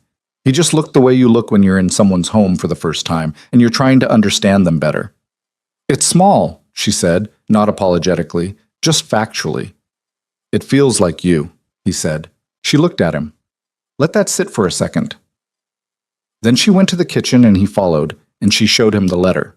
It was brief, which somehow made it worse. Official letterhead, 60 days notice, the boilerplate language of a transaction that someone on the other end had decided without thinking about who was on this end. He read it, handed it back. "Okay," he said. "What's the realistic window for finding something? In Chicago? In this rental market?" She set the letter on the counter. 60 days is tight. Not impossible, but tight. "Do you know what your budget is?" She named a number. He kept his face neutral, which cost him something because the number was genuinely difficult in the current Chicago market, and they both knew it. "Your credit's okay?" "Yeah, I've been very careful about that." "Good. That matters." He leaned against the counter across from her. "Lauren's still in the city. Pilsen. Does she have space short-term if it comes to that?" Lily's jaw tightened slightly. "I'm not putting my kids in Lauren's 1-bedroom. "I'm not suggesting you do. I'm asking if you have options in the worst case." She looked at him. The tightness in her jaw didn't fully disappear. "I'm not the kind of person who asks for Lily." He said her name quietly. Not to cut her off, just to stop the sentence from going where he could see it going. "I'm not trying to rescue you. I'm trying to think through the problem with you. There's a difference." She held his gaze for a long moment. She was looking for the thing. He could feel it, that habitual search for the catch, the asterisk, the part where help came with something attached that cost more than the help was worth. "Okay," she said finally, exhaled. "Okay, walk me through it." So they did. At her kitchen table, the small one with 4 chairs, 2 of which had drawings stuck to the back with tape that Marcus and Emma had apparently decided was decoration. They sat with her laptop and went through listings, looked at neighborhoods, mapped commute times from possible schools for Marcus and Emma, discussed the math of deposit plus first and last month in different areas. He pulled up what he knew about renters' rights in Illinois. She had questions he couldn't answer and wrote them down on a piece of paper with a pencil she found in a drawer that was otherwise full of rubber bands, dead batteries, and the kind of accumulated household detritus that every kitchen drawer eventually becomes. He didn't offer money. She didn't ask. That boundary hung in the room between them, visible to both of them, and by unspoken agreement they left it where it was. At one point Emma called from her dad's, a short call, her voice small and bright through the phone. "Mommy, we got McDonald's and I got a toy and it's a pony." Lily's whole face changed when she picked up. The stressed, scanning for problems expression went somewhere else, and she became just a mother, full stop. "A pony? What color?" "Pink, Mommy. It's pink and it has a tail. Show me when you get home, okay? I want to see it." "Okay, Mommy. Bye." The call lasted 40 seconds. Lily set the phone down and looked at the laptop and said very quietly, "She's going to ask why we're moving." "What will you tell her?" "Something age-appropriate and honest. Same thing I always do." She pressed her fingertips to the table. "It's Marcus I'm thinking about. He just got settled. His school, his soccer team, his—" She stopped. "Dr. Okonkwo is near here. Is the commute from a different neighborhood going to be a problem for that? It'll be another thing on the list." She said it without self-pity, which made it worse than if she'd sounded sorry for herself. She was just naming the list. The list was long. He looked at her across the small kitchen table with the dead batteries in the drawer and the children's drawings on the chairs and the 60-day letter folded on the counter, and he felt the full weight of something he hadn't let himself name yet. "Can I tell you something?" he said. "Yeah." He chose words carefully, not to hide himself behind them, to say the actual thing. "I don't know how to do this without it sounding like something you'll want to push back on." She looked at him. "Try anyway. I want to help, not fix it, not take it over. But I have resources you don't, and some of this would be easier if you let me use them. Specifically, I have a contact at a real estate management company that handles several hundred units in the north and northwest sides. And a phone call from me gets things in front of you faster than the public listing process. That's not money. That's just a phone call." She was quiet. "I'm not trying to make you feel like you owe me anything," he said. "And I'm not going to treat it like something you should be grateful for. It's just," he searched for the right word, "available. If you want it." She looked at the letter on the counter, at the laptop, out the kitchen window at the gray November sky. "Okay," she said. Not eagerly, not warmly, just the bare practical agreement of someone who had run the numbers and decided that pride was a luxury item right now. "Make the call." He nodded. Then she looked back at him. "Why are you doing all this?" He met her eyes. "Because you matter to me." She held his gaze for a long moment. Outside, a city bus rumbled past on Evergreen Avenue. The radiator in the corner ticked and hissed. "This terrifies me," she said. "I know. You matter to me too, and that terrifies me." "I know," he said again. "Me too." She looked at him. Something moved through her face. Not relief, not resolution. More like the specific sensation of two people arriving at the edge of something at the same time and discovering that the other person is also there. "Don't make me regret this," she said, quietly, completely without drama. "I'm going to do everything in my power not to," he said, which was as honest as he could be. And with Lily Harper, honest was always enough. That week he made the phone call. Within 3 days, she had 3 viewings lined up in neighborhoods she could afford.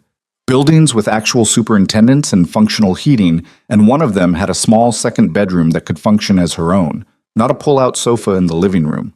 She didn't tell him which one she chose until after she'd signed the paperwork, which he understood completely. It was hers. The deciding had to be hers. She texted him on a Thursday. "I signed a lease. Avondale, second floor. Marcus gets the bigger room because Emma changes what she wants every 6 minutes, and I'm not repainting twice." He typed back, "Congratulations." A pause. Then, "Thank you for the call and for not making it weird. I have my moments." "You do," she wrote back.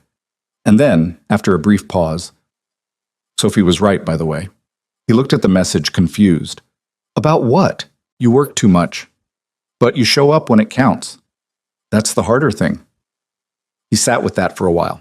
Let it land where it was supposed to. Outside his office window, Chicago spread in every direction, gray and enormous and fully occupied with its own relentless business, indifferent as always to the small human decisions happening inside it. But inside those decisions, inside the specific weight of what Lily had just said and what he just understood it to mean, something was different than it had been 6 weeks ago. He was no longer afraid of how quickly he'd fallen into this. He was afraid of something else now. The ordinary, specific fear of not deserving it. The fear that she had looked at him clearly, without illusion, and chosen to stay anyway, and the question that came with that was whether he could do the same. Show up as himself, imperfect and controlled and still learning, and let that be enough. He was going to try. He had decided to try. And in Avondale, in an apartment she hadn't moved into yet but had already started furnishing in her head, Lily Harper was doing the same thing, allowing herself, carefully and against her better-trained instincts, to imagine a future that had more people in it than just the three of them. It was the bravest thing she'd done in years. She didn't tell anyone that. She just held it quietly, the way you hold something fragile in both hands until you're sure you've got it. They moved Lily into the Avondale apartment on a Saturday in early December, 3 weeks before Christmas. Ethan showed up at 7:30 in the morning with coffee, 4 cups, because he'd learned by now that Lauren, Lily's friend who had originally signed her up for the app, and who Lily described as chaotic and indispensable in equal measure, had agreed to help, and Lauren had made it very clear in a group text that she did not function before caffeine. He also brought donuts, because Sophie had insisted on contributing to the moving effort, and donuts were the contribution she was capable of making at 7 in the morning. Sophie was with him. That had also been Sophie's idea, delivered at dinner the previous Thursday with the same flat certainty she applied to most of her decisions. I want to help Lily move. He'd started to explain that moving day was complicated, and maybe they should let Lily handle it with her own people. And Sophie had looked at him with an expression that communicated, without a single word, that this was not a reasonable position, and she didn't understand why he was taking it. He'd called Lily. Lily had said after a pause, "If she wants to come, she can come. Emma will be thrilled." Emma had indeed been thrilled. The moment Sophie walked through the door of the old Wicker Park apartment, where boxes were stacked against every wall and the couch cushions were piled on the floor, and the whole place had that specific hollow echo of a space being emptied out, Emma attached herself to Sophie's side with the immediate, uncomplicated devotion of a 5-year-old who had decided on a person. Sophie, to her credit, handled this with more grace than most adults managed, accepting Emma's hand in hers and allowing herself to be dragged immediately to Emma's room to inspect the pony that was pink with a tail, which was apparently still the most important object in the household. Marcus was in the kitchen when Ethan came in with the coffee. He was taping a box, focused and methodical, and he looked up when Ethan entered. "Hey," Marcus said. "Hey." Ethan set the coffee on the counter. "You need help with that box?" "I got it." He pressed the tape down firmly. Then, "Mom said you got us the apartment." "I made a phone call. Your mom got the apartment." Marcus looked at him. It was the same look as the soccer field, the measuring one, the one that took things apart to see how they worked. "She wouldn't let you pay for it." "No, but you wanted to." Ethan picked up one of the coffees. "I wanted to help. There's a difference." "That's what she said." Marcus picked up the box. "She says a lot of the same stuff you say." He carried the box to the stack by the door without waiting for a response, and Ethan stood in the emptied kitchen and thought that 8-year-olds were, on the whole, more perceptive than the world gave them credit for. Lauren arrived at 7:55 with her boyfriend Derek, who was very large and very quiet, and turned out to be extraordinarily useful because he could carry a dresser by himself while holding a conversation about basketball. Lauren was small and loud and greeted Ethan with the frank assessment of someone who had been hearing about him for 2 months and had opinions. "You're taller than I expected," she said. "Lily said you were tall, but I thought she was overcompensating." "Overcompensating for what?" "For how much she likes you."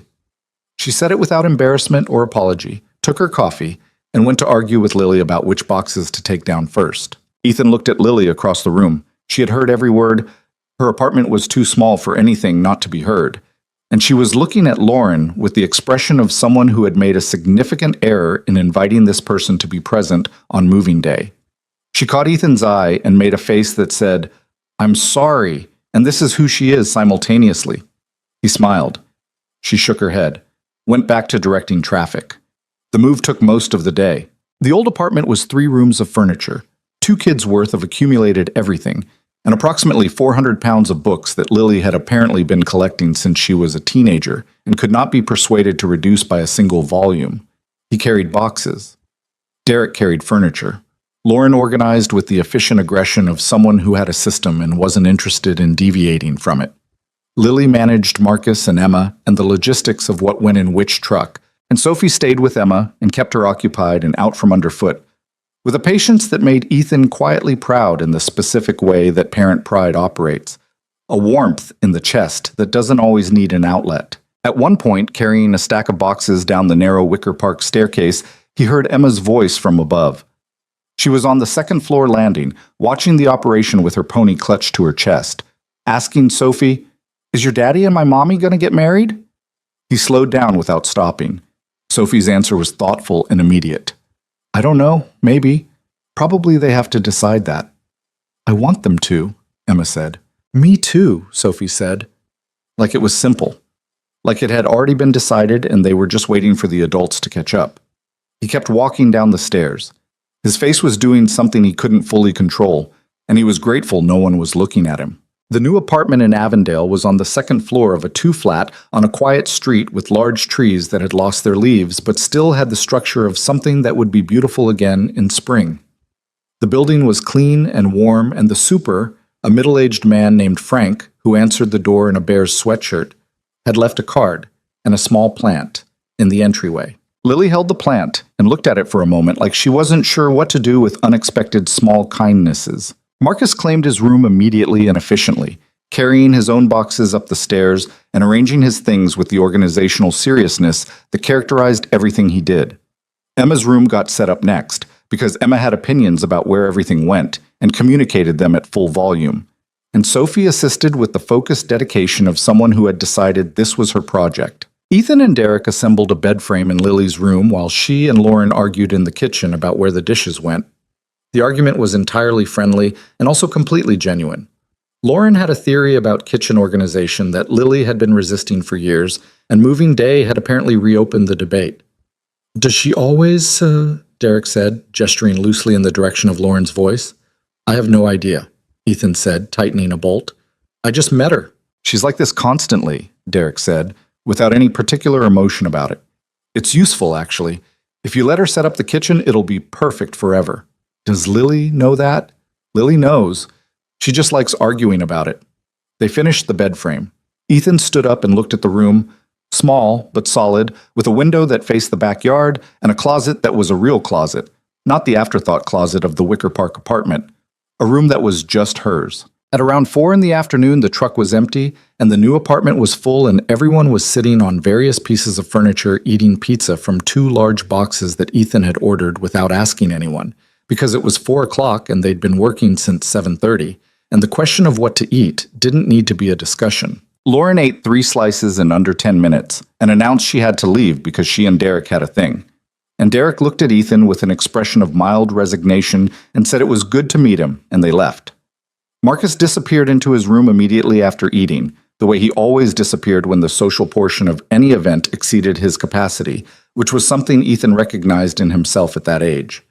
Emma fell asleep on the couch, mid-slice, still holding her pony, and Sophie sat next to her watching something on Lily's phone with the volume low. Ethan and Lily stood in the kitchen.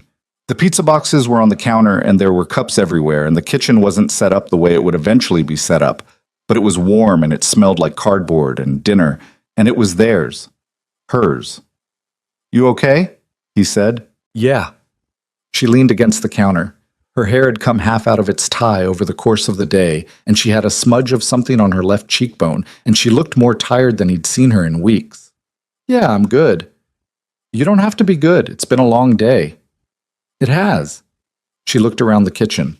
"It's nice, isn't it? The apartment." "It's really nice." "The closet in my room is—" She stopped, pressed her lips together. He waited because he'd learned that sometimes Lily stopped before the thing she actually wanted to say and needed a moment to decide whether to say it.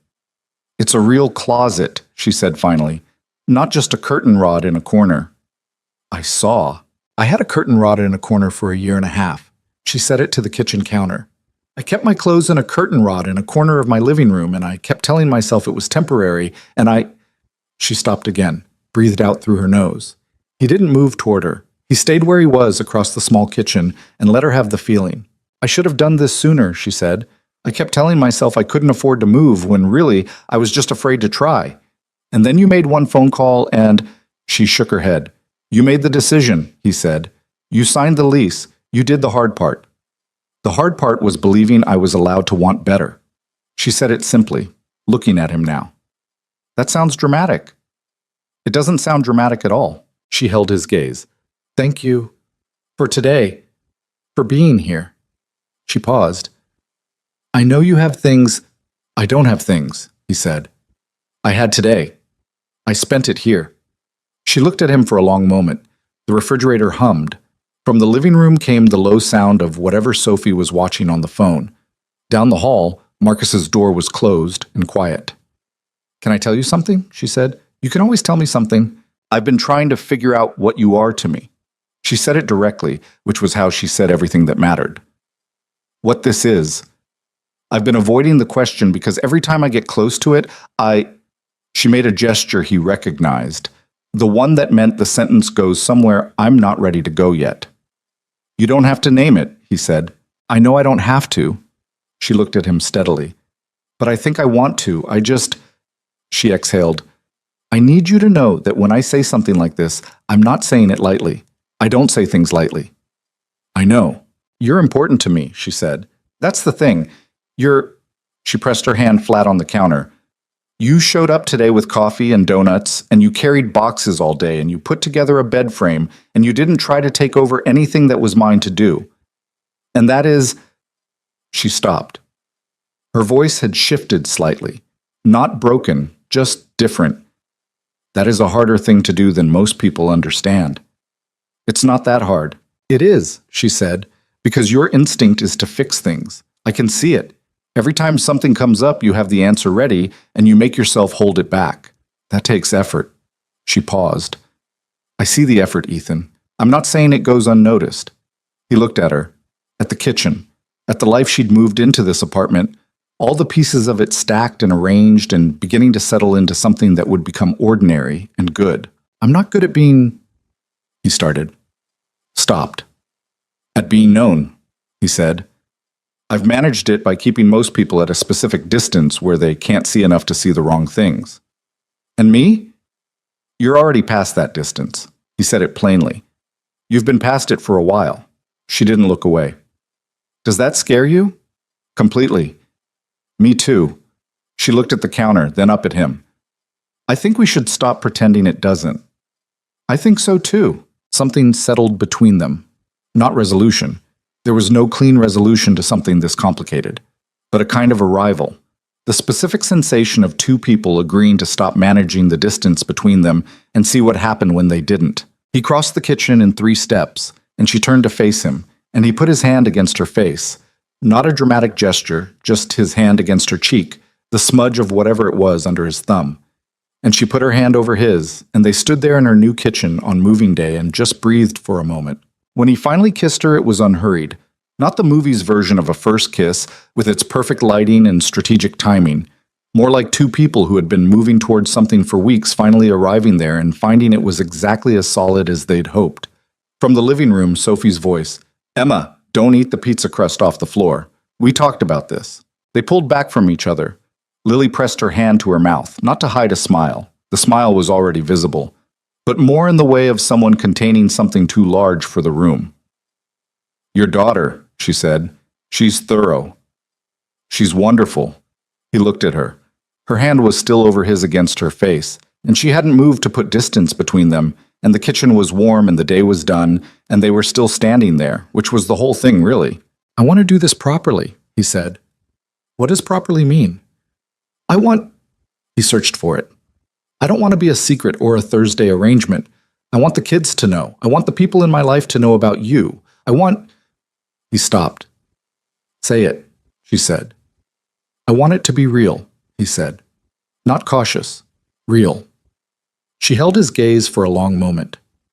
That's a big ask. I know. I have 2 kids, Ethan. Real means they're part of it. I know. I want them to be part of it. She was quiet. He let her be quiet. Outside the kitchen window, the December sky had gone dark in the early way of winter evenings, and the streetlights were on, and the city was doing its indifferent thing around them. Okay, she said. Not easily. Nothing with Lily was easy in the performed sense, but genuinely, with her eyes open. Okay, real. The weeks between that Saturday and Christmas had a different quality than the ones before. Something that had been holding its breath let it out. They stopped being careful in the way they'd been careful. Not reckless. Not without thought, but with less of the deliberate management that comes from 2 people trying to protect themselves from each other. When Ethan came to the Avondale apartment now, which was increasingly often, he came in the way people come into spaces that are beginning to feel familiar. He knew where the good coffee cups were, the 2 without chips on the second shelf. He knew that Marcus needed quiet after school for approximately 45 minutes before he was ready to interact with anyone. He knew that Emma's current favorite color changed every few days, and that agreeing with whatever she said it currently was would earn immediate and total trust. He brought Sophie on weekends when the schedules aligned, which they were beginning to align more often because Sophie had developed a strong relationship with Emma, and a more complex but equally real relationship with Marcus. Sophie and Marcus had almost nothing in common on the surface. Sophie was an extrovert who processed everything aloud. Marcus was internal and operated mostly in silences, but they'd found a specific understanding in their shared experience of being the older sibling to a 5-year-old chaos agent. They talked about it sometimes, just the 2 of them, in the low, serious tones of veterans comparing notes. Ethan watched this happening. He tried not to think too far ahead about what it meant because thinking too far ahead was how he made himself afraid of things that hadn't happened yet. But sometimes, in the middle of an ordinary moment, Sophie helping Marcus look something up for a school project, Emma showing Lily a drawing that was also being shown to Ethan as though it required 2 opinions, all of them in Lily's warm kitchen on a cold December evening. He couldn't help it. The future was visible in those moments, and it wasn't abstract. He wanted it. The trouble came on a Tuesday. He didn't see it coming because it came from the direction he'd stopped watching. He had an assistant named James, who'd been with the company 3 years and who he liked, and James told him on a Tuesday morning at 9:15 that a reporter from a Chicago financial magazine had called asking for a comment. The story, James said carefully, was about Ethan's personal life. Specifically, the reporter had been tipped off, James didn't know by whom, that Ethan Carter was, as the reporter had apparently phrased it, romantically involved with a working-class single mother from Wicker Park. Ethan looked at James for a moment. They want a comment by Thursday, James said. Tell them no comment. That's what I said. She said she'd run the story either way and asked if there was anything we wanted on the record. He kept his face neutral, which was automatic, but underneath it something had tightened. Not because of himself, because of Lily. He'd been in the public eye long enough to understand how this particular machine worked. He'd had his name in financial press since his first company, and occasionally in the broader tech press, and once in a profile in a national magazine that he'd consented to and immediately regretted because it used the word visionary 4 times and made him sound like someone who would say the word visionary without irony. He knew what it felt like to be written about, and more importantly, he knew what it felt like to be a story that someone else was controlling. Lily didn't know any of that. She'd been living in a city where she was nobody in particular, where her name didn't appear in any publication, where her life was hers in the way that most people's lives are theirs. Entirely private, not because of any arrangement, but because no one had decided it was interesting yet. He called her at 9:30. Hey, she said. She was between shifts, he knew. Dental office was done. She had 2 hours before she needed to be at the hotel for a banquet event. I need to tell you something, he said. Is everything okay? Everyone's fine, but... He said it plainly, the way she'd taught him by example. Just say the thing. He explained the call, the reporter, the story, what James had said. She was quiet for a moment. She knows my name, Lily said. Apparently, I don't know how much she knows. How is that possible? Probably someone who saw us together somewhere, or knows someone who did. He paused. I'm sorry, I should have... Don't apologize for existing in public, she said, But her voice had gone flat in the way it went when she was processing something that had hit harder than she was going to admit immediately. What happens if she runs it? It would be a small piece. Financial magazine? Not front-page news. My name gets mentioned in a context like this, and it generates a day of attention, maybe two, and then it's gone. And my name? He paused. Probably. The silence lasted about 5 seconds, which was longer than most of her silences. I'm a front desk receptionist, she said. I work banquet events on weekends. I don't... She stopped. My kids, Ethan. If my name is in an article about you... I know. Emma's 5. She doesn't need... She stopped again. He could hear her breathing. I've already put a call into my attorney, he said. She's looking at what our options are. The reporter may not have enough to make it interesting. It might not run at all. And if it does, then we manage it, together. I'll be transparent about it with you the whole way. She was quiet. I should have thought about this, he said. Earlier, when we first started.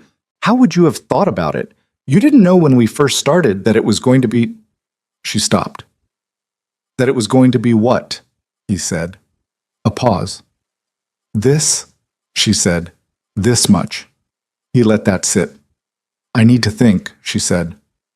Okay. I'm not... She took a breath. I'm not saying anything like that. I'm saying I need to sit with this for a little bit. Take whatever time you need. Can I call you tonight? Yeah, whenever. She called at 9:45 after the banquet shift, and he was still at his desk. He'd canceled his evening plans, which had been a company dinner he'd been avoiding anyway, and he picked up before the second ring. Okay, she said. Okay, what? Okay, I've thought about it. She sounded tired but clear. I don't want to make a decision out of fear. I've done that before and it doesn't serve me. Lily, let me finish. She paused. I'm scared of the visibility. That's real. I'm a private person and I have kids, and the idea of someone writing a story about my life is... She made a sound. It's uncomfortable. A lot. I understand. But... She took a breath. The reason they think it's a story is because of who you are. And I knew who you were when I got in the car and drove to that restaurant. I knew something about this eventually. I just didn't think about it because I was too busy figuring out whether I could trust you. He was quiet. I trust you, she said. That took me a long time to be able to say, but I'm saying it. A pause. So handle the reporter thing. Do whatever your lawyer says and tell me what's happening as it happens. I will. Always. And Ethan? Yeah. Next time there's something I need to know about your world, anything, tell me before it becomes a situation. You have my word, she exhaled. Okay? Okay. A pause. I'm going to sleep. I'm exhausted. Get some rest. Hey. Her voice was quieter now. The sharp edges of the conversation had rounded off. Are you okay? You've been holding this all day. He looked at his office, dark except for the desk lamp, the city outside the window doing its glittering nighttime thing. I'm okay. I was worried about you. I'm tougher than I look. I know, he said. I've known that since the first night. She was quiet for a moment. Good night, Ethan. Good night. The reporter ran a short item 2 days later. 4 paragraphs. His name, the word seen with, a vague description. No name for Lily, because apparently the reporter genuinely hadn't confirmed one. It generated a handful of comments on the magazine's website, and one mention in a gossip column that linked back to it, and by the following Monday, it had entirely dissolved into the general noise of things people stopped caring about. Lily texted him when she saw it. 4 paragraphs. You told me it would be 2 days of attention. He texted back. I may have been conservative. A vague description. She didn't know my name. My attorney put a call in. I think it helped. A long pause, then, thank you for that. You thanked me for making a phone call. Again, I'm going to keep thanking you for things. Get used to it. He looked at that message for a long moment. Outside his office window, Chicago was doing its January thing, gray and cold and completely committed to it. And Christmas had come and gone, and the New Year had arrived, and he and Lily and 4 children between them had spent Christmas Eve together for the first time. All of them at the Avondale apartment with a tree Emma had decorated with maximum enthusiasm and minimum spatial awareness and food that was too much of everything because Lily cooked the way she did most things, completely and without reservation. Sophie had given Marcus a book about soccer strategy that she'd picked out herself after 2 weeks of research he'd had no idea she was conducting.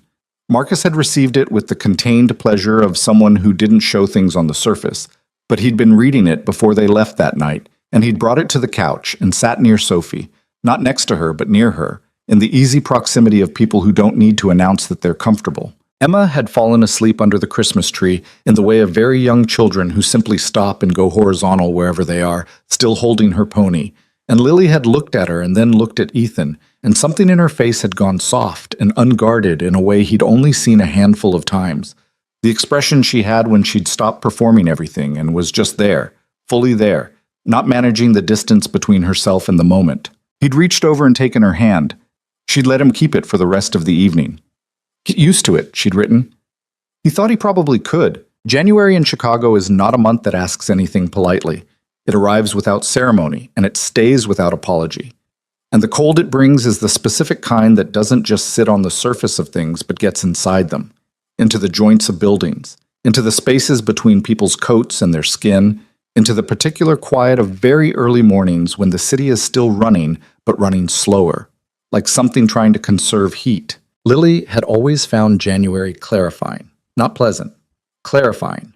The way extreme cold has a way of stripping things down to what they actually are, removing the ambient noise of better weather and forcing a kind of honesty that spring and summer let you avoid. You found out in January which friendships were real, which habits were sustainable, which version of yourself held up when the conditions weren't favorable. She found out in January that Ethan Carter held up. This was not a small thing. She had trained herself, over the course of several years and several specific disappointments, to be cautious about what she allowed herself to rely on. Not cynical. She'd worked hard not to become cynical because cynicism was a luxury that required no children depending on you to still believe things were possible. But careful. She'd been very careful. Ethan was still there in January, and he was still the same person he'd been in October. And that sounds like a low bar until you've spent enough time watching people become different people the moment the weather changes, or the novelty wears off, or the reality of your life in its full, unfiltered version settles around them like a weight they hadn't agreed to carry. He carried it, without complaint and without making her feel the weight of his carrying it, which was the harder thing. There were still problems. That was the part no one talks about when they talk about love working out. The fact that working out doesn't mean the problems stop. It means you have someone standing next to you while you deal with them, and that changes the nature of dealing with them without making them disappear. The problem in January was Ryan. Ryan was Marcus and Emma's father, and he was not a bad person. Lily had always been clear about that, to herself and to anyone who asked, including Ethan. He was someone who had wanted a life and then encountered the actual shape of that life and discovered it didn't match the version he'd been imagining. And instead of doing the hard work of reconciling those two things, he'd left. He checked in intermittently. He paid support that was less than he was supposed to pay more often than he paid the correct amount. He showed up when he wanted to and didn't when he didn't. And Marcus had learned to calibrate his expectations accordingly, and Emma was still in the process of learning, and the learning was not painless. What happened in January was that Ryan called Lily on a Wednesday evening to tell her he was moving to Phoenix. Not because of a job, not because of a family situation, because he'd met someone and she lived in Phoenix and he was going. Lily stood in her kitchen in Avondale and held the phone and listened to Ryan explain himself for 4 minutes, and then she said, in the measured voice she used when she was managing something that needed to be managed, "When are you leaving?" "End of the month." "Have you told Marcus?" A pause. "I was hoping you could." "No," she said, flat and final. "He's your son. You tell him." She hung up, stood at the counter, looked at the plant Frank the super had left in the entryway, which she'd moved to the kitchen windowsill and which had, against the odds, survived January. She texted Ethan, "Ryan is moving to Phoenix. I need like 30 minutes before I can talk." He replied, "Take whatever you need. I'm here." She took 45 minutes, sat on the edge of her bed in the quiet room with the real closet, and let herself feel the complicated thing. Not grief for Ryan, not anymore, that had burned off years ago. But grief for Marcus, who was going to have to recalibrate his expectations again, and for Emma, who was going to ask where Daddy went with the specific four-syllable open-faced confusion of a child who doesn't have the architecture yet to hold that kind of information. Then she picked up the phone and called Ethan. She told him everything. He listened to all of it, and when she was done, he said, "How are you?" "I'm angry," she said. "At him, for doing this the way he's doing it, for making me the one who has to—" She stopped. "I'm always the one who has to manage the aftermath of his choices. That's not fair." "No, it's not," she breathed. "But it's true. What do you need right now?" "I don't need anything right now. I need Marcus to be okay. And I don't control that." He was quiet for a moment. "Marcus is a tough kid." "He is," she said. "He's also 8, and his dad is moving 2,000 miles away for a woman he met 6 months ago. Do you want me to come over?" She almost said no. The automatic no, the reflexive management of space and need, and how much she was willing to accept from anyone on a given night. She caught herself before it came out. "Yeah," she said. "Can you?" "I'll be there in 20 minutes. He was there in 17. He came up the stairs with a paper bag from a bakery near his apartment that was inexplicably still open at 9:30 on a Wednesday.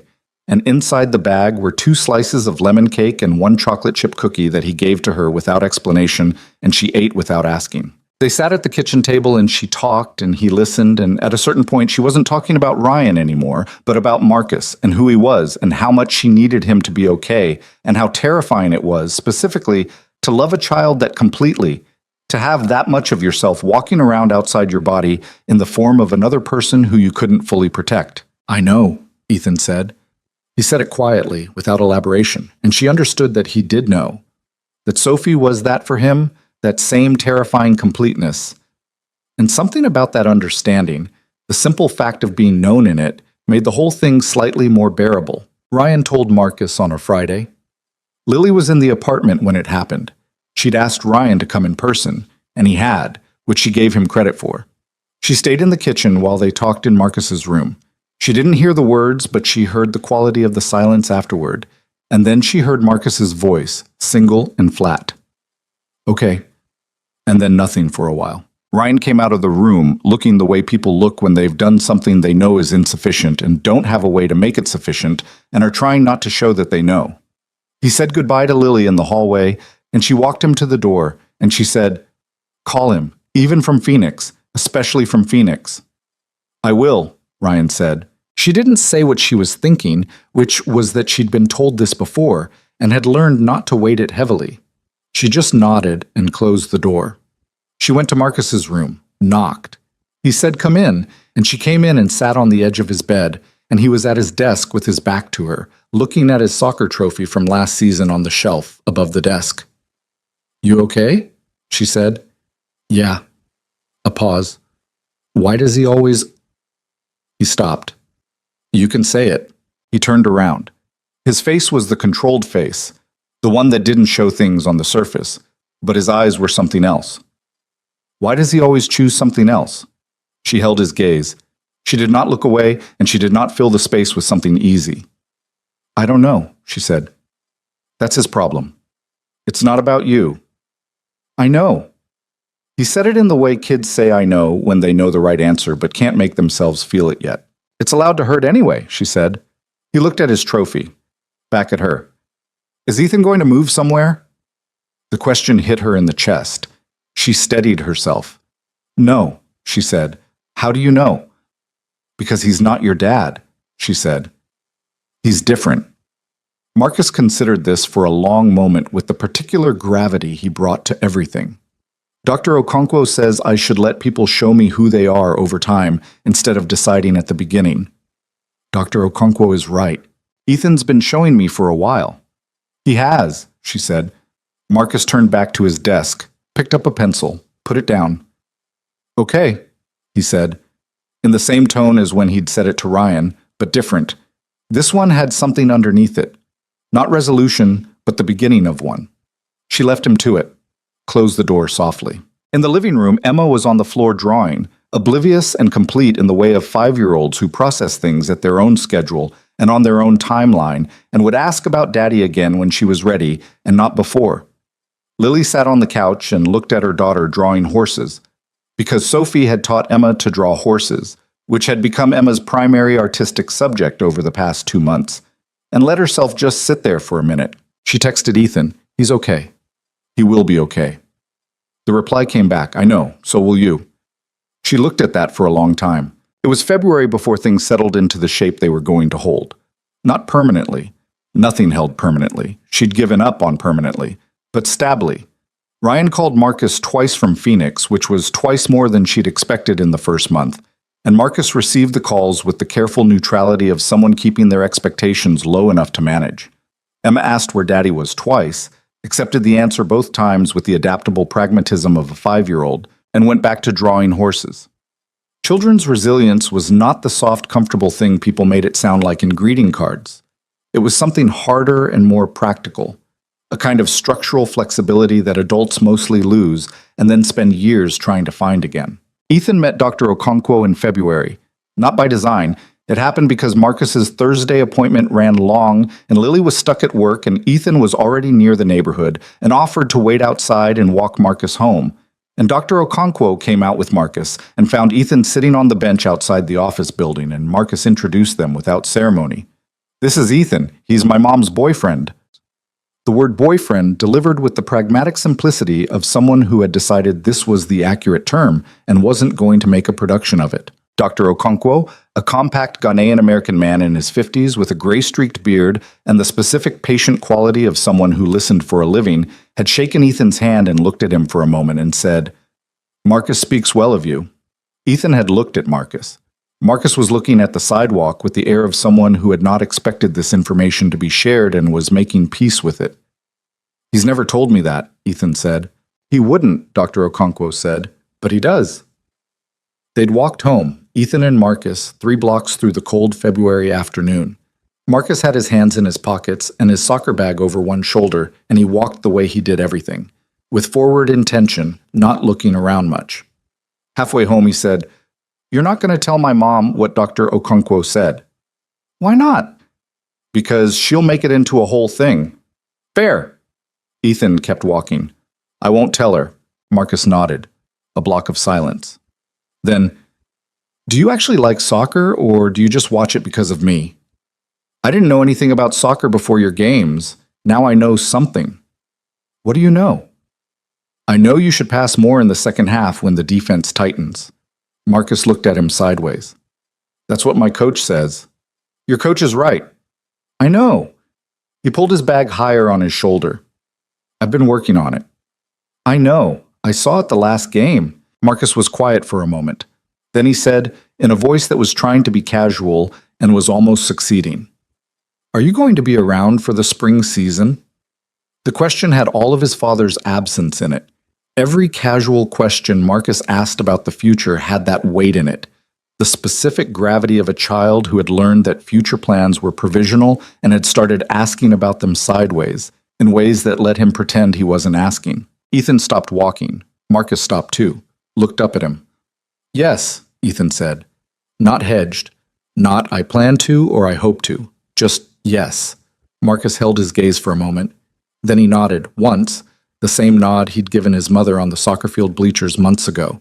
The nod that meant the information had been received and filed and he was done discussing it. They walked the rest of the way home in the comfortable silence of 2 people who had said what needed to be said. Lily was there when they got back, coat still on, just arrived. She looked at them both coming through the door and read something in the air between them. She was always reading things. It was one of her most relentless qualities. But she didn't ask. She just looked at Ethan, and he looked at her, and whatever passed between them didn't need words. Marcus went to his room. Emma came out of her room immediately to show Ethan her latest horse drawing, which had improved considerably and now had 4 legs of roughly equal length, which she announced with great pride. He studied it with appropriate seriousness and told her the tale was particularly realistic. She beamed and took the drawing back and went to add more details.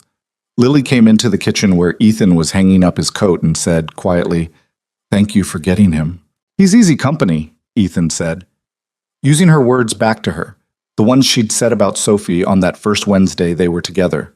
She recognized them. Her face did the thing, the soft, unguarded thing that she still couldn't entirely control after all these months, when something caught her off guard in a good way. Stop, she said.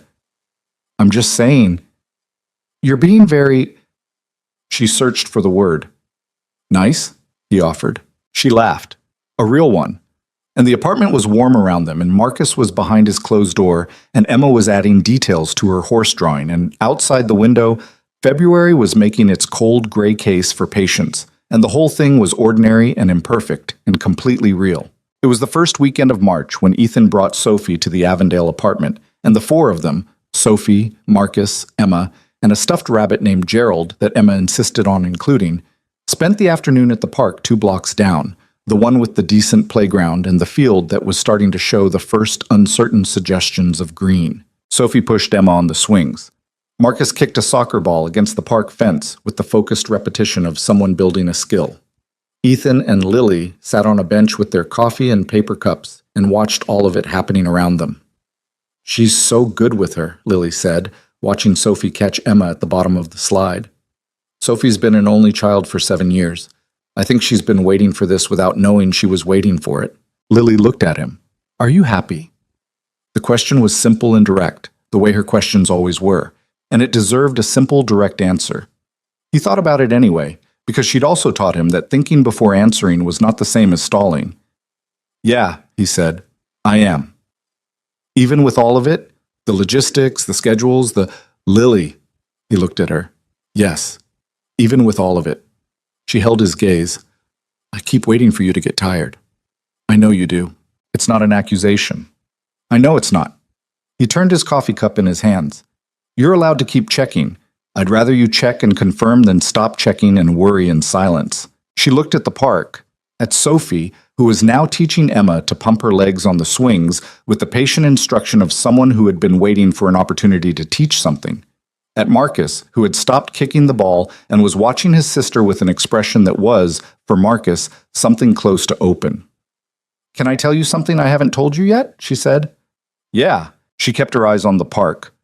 When I was 23 before Marcus, I had a version of my life in my head, the version I was working toward. She paused. Career, stability, someone to build things with, the whole outline. What happened to it? Life. She said it without bitterness, just as a fact. Things didn't work out the way I planned, and I spent a long time grieving the outline, like I'd lost something that had actually existed when really it was just a plan. She paused. And then I had Marcus, and then Emma, and I stopped grieving the outline because I didn't have time, and also because... She stopped. Because the actual thing was better than the outline, even when it was so much harder. She looked at him now. I'm saying that because I think I needed to say it out loud. I think I've been carrying that quietly for a while. He held her gaze. The actual thing is better than the outline, he said. Yeah. She looked back at the park. It really is. He reached over and took her hand the way he'd taken it on Christmas Eve, the way that had started as tentative and had become simply how they were. And she didn't move away, and she didn't manage the gesture. She just let it be what it was. Emma had figured out the pumping motion and was now swinging herself, legs going with determined enthusiasm, face lit up with the specific joy of a child who has just learned to do something independently. She was yelling about it. Mommy, I'm doing it, look! I see you, Lily called back. You're doing great. Marcus retrieved his soccer ball and came to stand near the bench, not asking to sit down, but close enough to be in the conversation if there was one. After a moment, he said, It's getting warmer. Spring's coming, Ethan said. Good. He bounced the ball once on the ground. The ground's better for practice when it's not frozen. Makes sense. Marcus looked at Sophie and Emma. Sophie told Emma that if she practices pumping every time we come to the park, she'll be able to swing over the bar by summer. That's physically impossible, Ethan said. I know, I told her. A pause. Emma doesn't know. Emma will figure it out. Sophie will tell her before then. Marcus bounced the ball again. Sophie is honest. She is, Ethan agreed. It's a good quality, Marcus said, with the tone of someone delivering a considered opinion. Then he went back to the fence and his practice, leaving the sentence where he'd put it. Lily squeezed Ethan's hand once. He squeezed back. They sat with their coffee going cold, and the March wind moving through the park, and all four children existing in the various ways they existed, loud and physical and internal and thorough, And the afternoon did what afternoons do when you're not trying to make them into anything. It just moved forward at its own pace and let you be in it.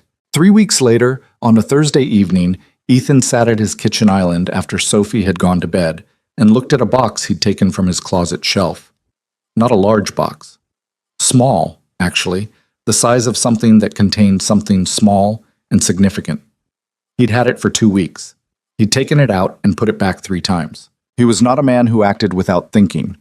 This had served him well in business and in life, and occasionally it had cost him things he would have moved faster on if he'd trusted himself more. He was aware of this. He'd become more aware of it over the past several months in the specific way that proximity to certain people illuminates your own patterns.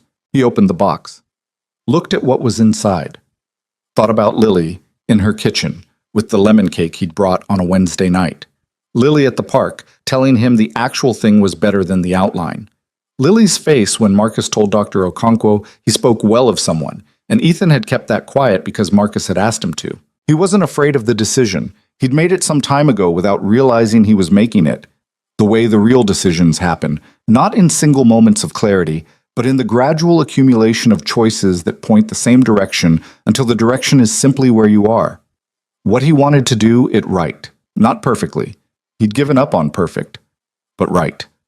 In a way that honored what they'd actually built rather than performing some version of what it was supposed to look like. He closed the box, put it back on the shelf. Not yet, but soon. He sat with that for a while, comfortable in the waiting, which was new. He'd spent most of his life managing the uncertainty out of things. The waiting was a different kind of certainty, the kind that comes not from controlling outcomes, but from knowing what you want them to be. He thought about what Sophie had said in Palazzo's Pizza back in November when Lily had told her they were friends. He needs someone to like him. He works too much. Delivered with the flat authority of a 7-year-old who saw things clearly because she hadn't yet learned the reasons to look away. He thought about Marcus at the soccer field in October. Are you going to disappear? And his own answer? No. And Marcus's response, just the single nod, which had required more trust than the question had. The trust of someone deciding to believe an answer they'd been given before and had been wrong to believe. He thought about Emma, who had put her head against his arm on a bleacher like he was furniture, the most instinctive and therefore most honest assessment available. Emma, who drew horses now because of Sophie, whose worldview still operated on the assumption that people showed up. He thought about Lily in her bathroom the second morning, sitting on the edge of her tub with the door locked. I'm 30 years old and I'm tired of being terrified of everything. They were all of them still a little terrified. He thought that was probably true forever, for everyone who was paying attention. The fear didn't go away. You just got better at choosing which side of it to stand on. He picked up his phone, texted Lily. You still awake? The reply came back in 2 minutes. Barely. Emma fought bedtime for 45 minutes. She had opinions about her pajamas.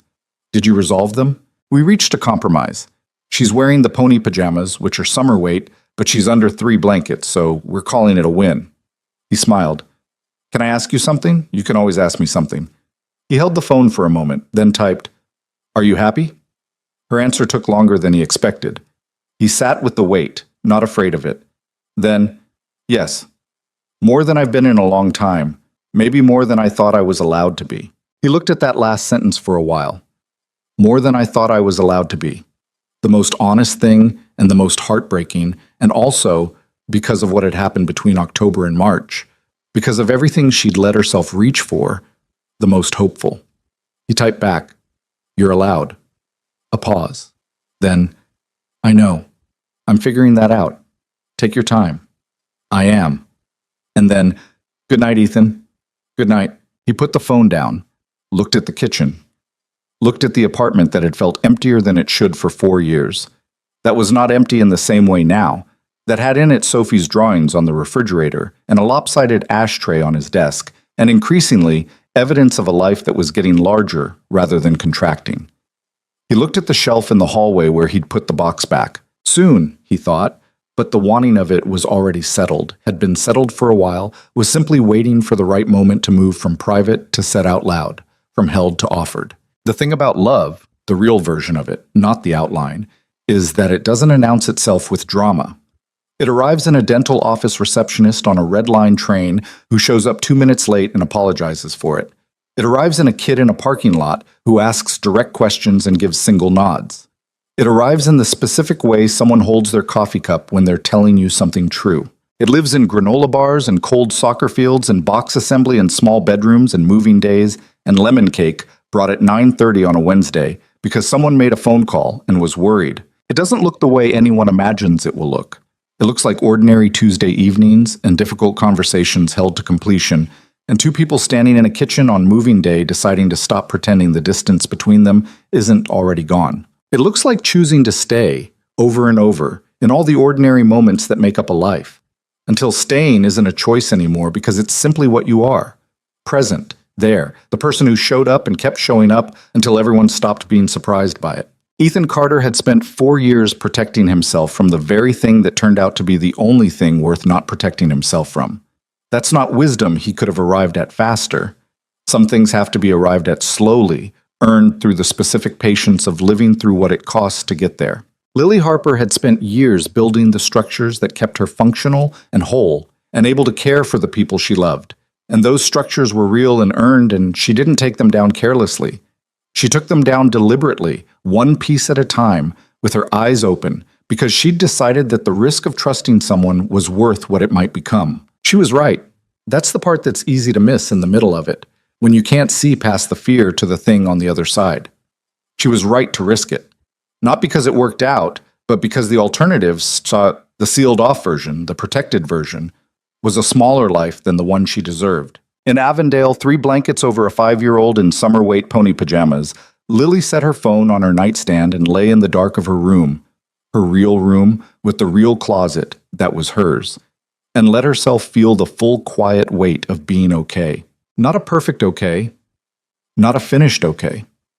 An okay that had Marcus behind his door and Emma under her blankets and a life that was genuinely hers and a man who had shown up at a soccer field and a moving day and a Wednesday night with lemon cake, who had made a promise on a sidewalk and kept it, who had told her 8-year-old son yes in a tone that meant it. The radiator ticked. The city was outside doing what it always did, indifferent and enormous. The plant on the kitchen windowsill was still alive, which still surprised her a little every morning, and the first week of spring had started warming the ground just enough to make it possible to believe in what came next. She thought about the question she'd asked at the park. Are you happy? She'd asked it to Ethan, but in the dark, alone, she let herself answer it too. Yeah, she thought. Yeah, I am. And for the first time in a very long time, she said it without qualifying it, without the asterisk, without the considering everything or the in spite of or the careful management of how much hope she was allowing herself to carry. Just that. The radiator ticked. Outside, Chicago was going about its business under the first warm breath of something new. And in 2 different apartments in the same city, 2 people who had both spent years becoming very good at being alone were slowly, imperfectly, and with their eyes open, learning to be otherwise. That's not a small thing. That's the whole thing.